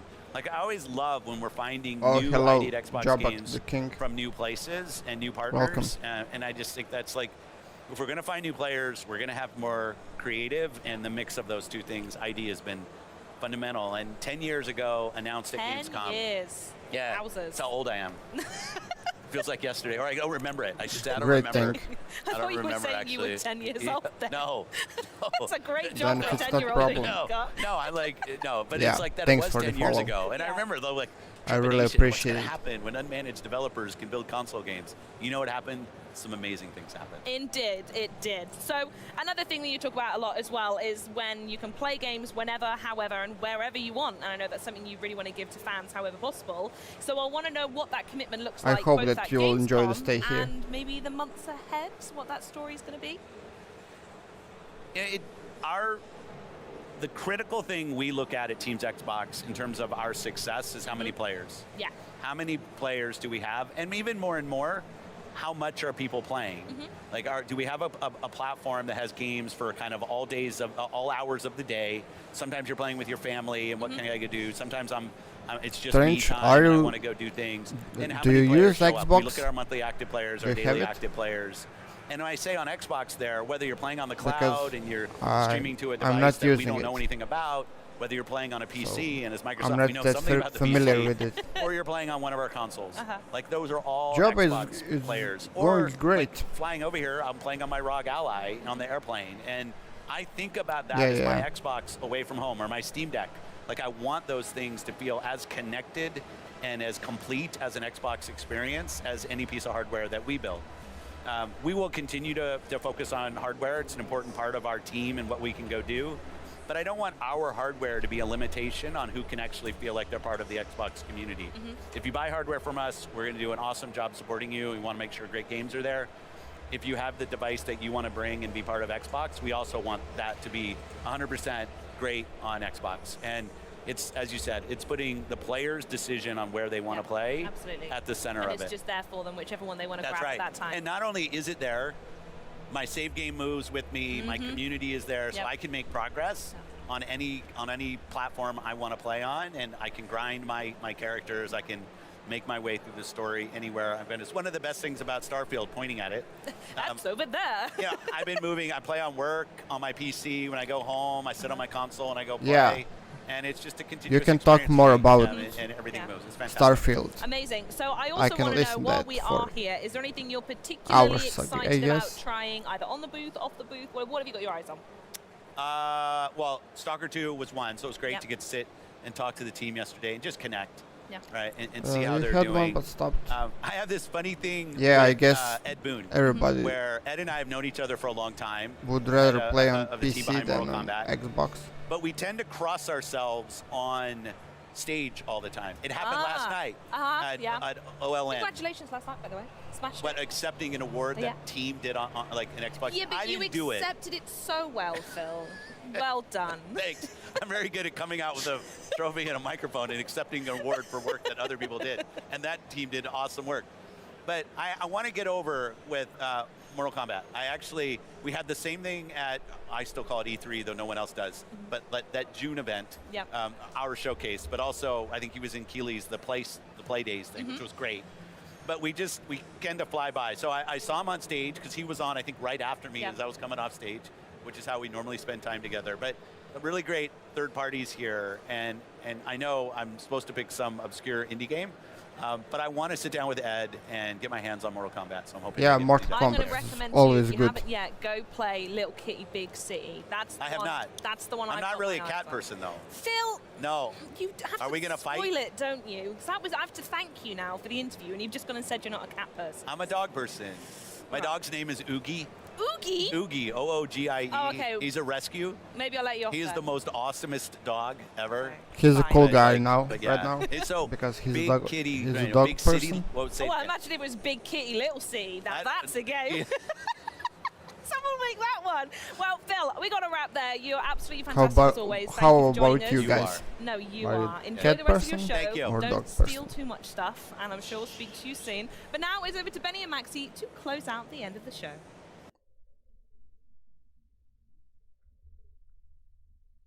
Yeah, that's the end, but why? I cannot hear anything. What's going on?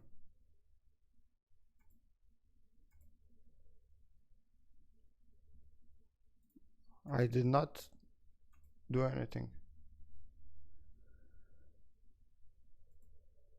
What the fuck?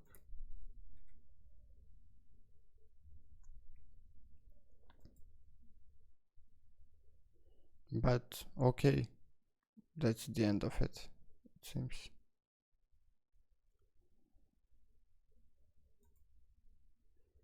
What? Oh, they were just muted, I guess.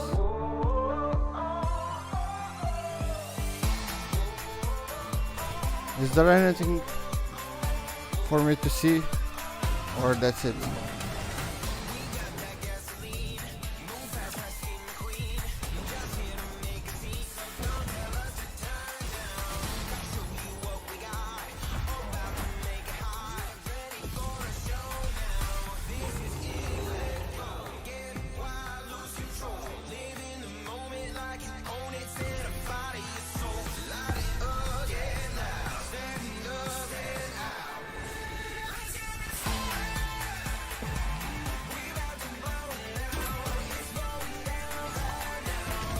Finally, I can watch some games after 2 hours.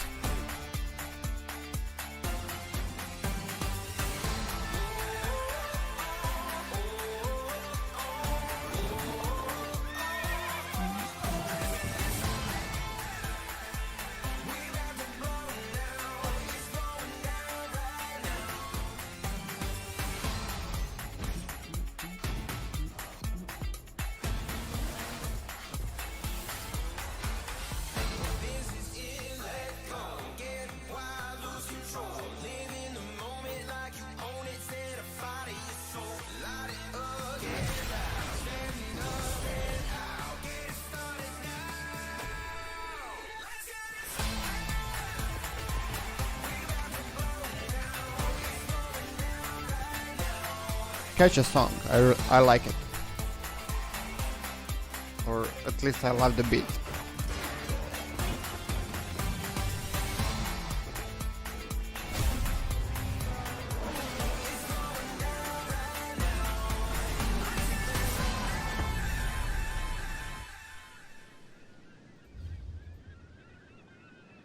Summer Spotlight. Okay. Oh, that's it.